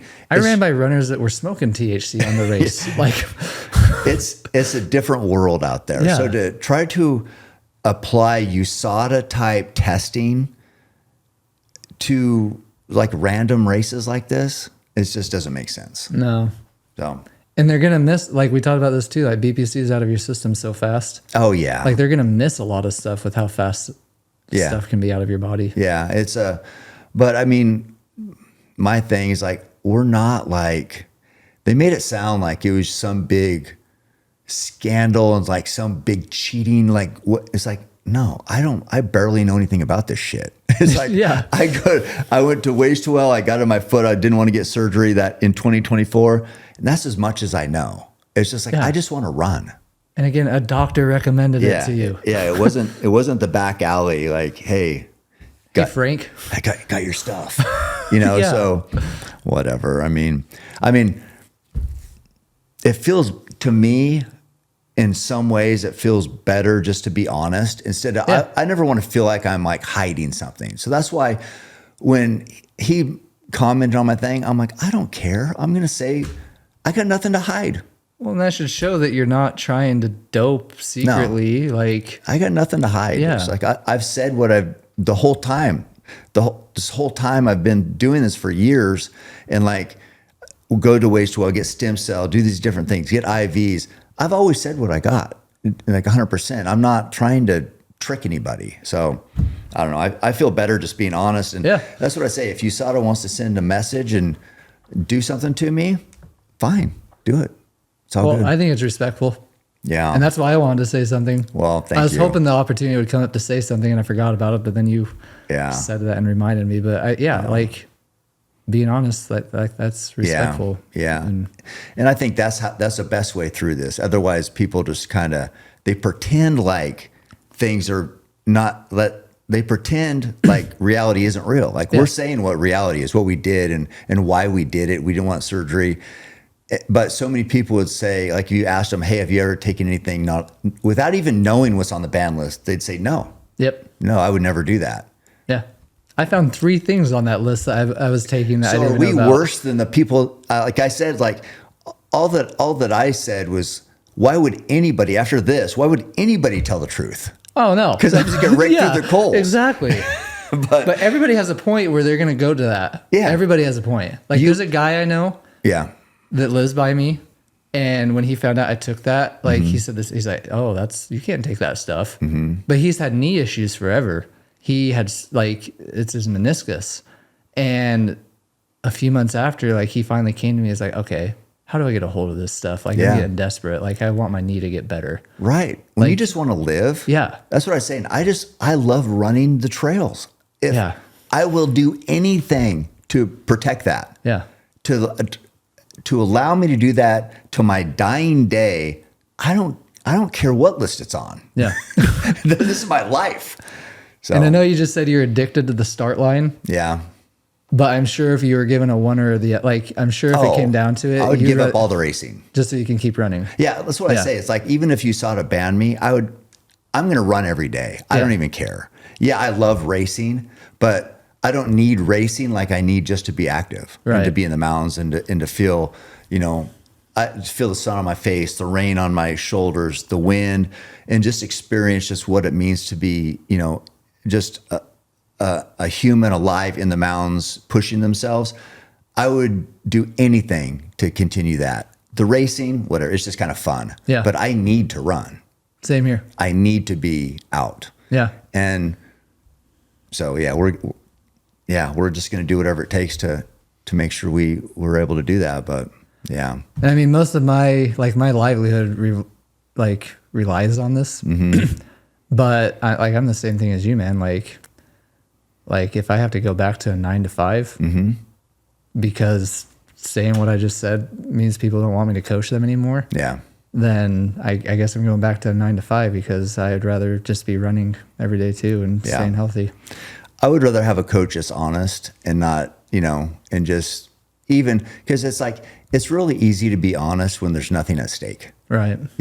But when people can turn it into whatever and you're still honest, I respect that. And I think most people do. Yeah. They're like,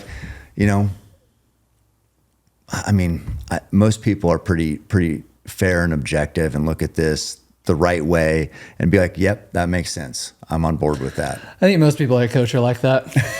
And I don't want to beat a dead horse, but one of the people that recommended BPC to me was somebody I coach. Yeah. He had a chronic Achilles issue for years, and he started taking that and it went away. Well, how are you going to say that he shouldn't do that? Right? I mean, come on. Well, at the time I didn't know it was on WADA's list, Yeah. but even now, I'm not going to say that. No. Like, hey, I'll probably encourage it. Like, Yeah. hey, this other person I coach that fixed his Achilles issue, it might help you. Yeah, try it. Yeah. I usually just say, all I ever say is I just get your blood panels done, talk to your doctor, see what they, just go through go through somebody, and if they recommend it, because I'm just a guy, but I know what worked for me, Right. and I know that I didn't get surgery, and I can say that, but I would still talk to a provider. Oh, yeah. Yeah. Because you can get this stuff off a website for cheap. Yeah, I know. But you don't know what it is really. yeah, I paid probably 3 or 4 times the amount just to get it through a company with a registered nurse. Like, Perfect. yeah. Yeah. Well, it worked. Yeah. Now you're out running No surgery. 5-minute miles. And I've even had, last thing I'll say. Like my so I saw the PA of my surgeon a couple of weeks ago. Our kids play baseball together. And so he's following up with me. He's like, did you get the surgery? How are things? I'm like, no, I didn't get the surgery. Everything's fine. He's like, seriously? Like I had a 19 by 11 bulging disc or herniated disc, which is huge.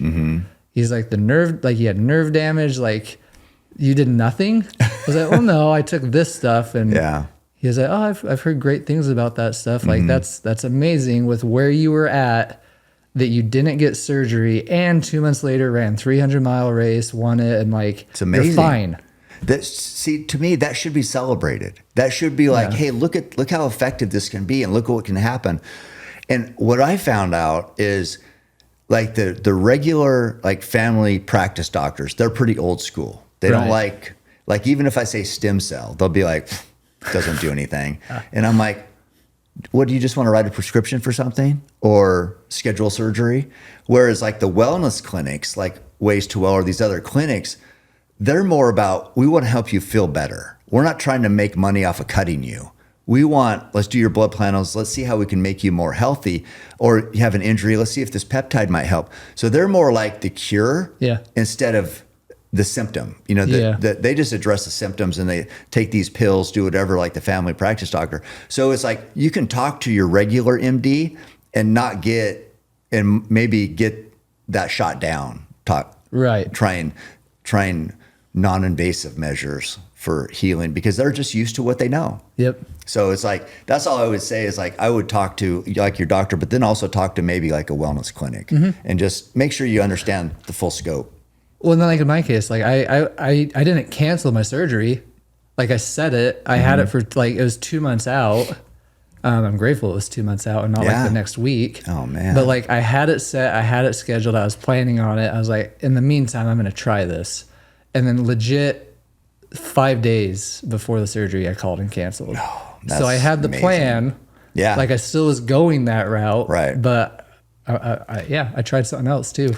And like, so would people rather have you have surgery just so you would stick to the USADA, whatever? It's just like, and then like my brother's had multiple surgeries on his back. He still has to battle it all the time. Taylor. Yeah. Yeah. And it's like, would you prefer that?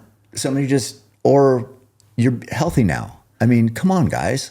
Right now, I'm sure they'd prefer that. Yeah. But I hope more conversations like this Yeah. makes it so they at least consider that there might be a gray area for this kind of stuff. Wow. Yeah. Some people probably will never get there. But yeah, I mean, I think most reasonable people will understand that. Yeah. But, well, dude, Mike, thank you so much. It's been Thank you, a Cam. huge honor having you here, sharing my life with you for the last few days. Thank you I tricked you into coming out here just so I could learn from you, and I appreciate you. Yeah. Thanks Thank for having you. me out here. It was a blast. All right. Keep hammering, guys.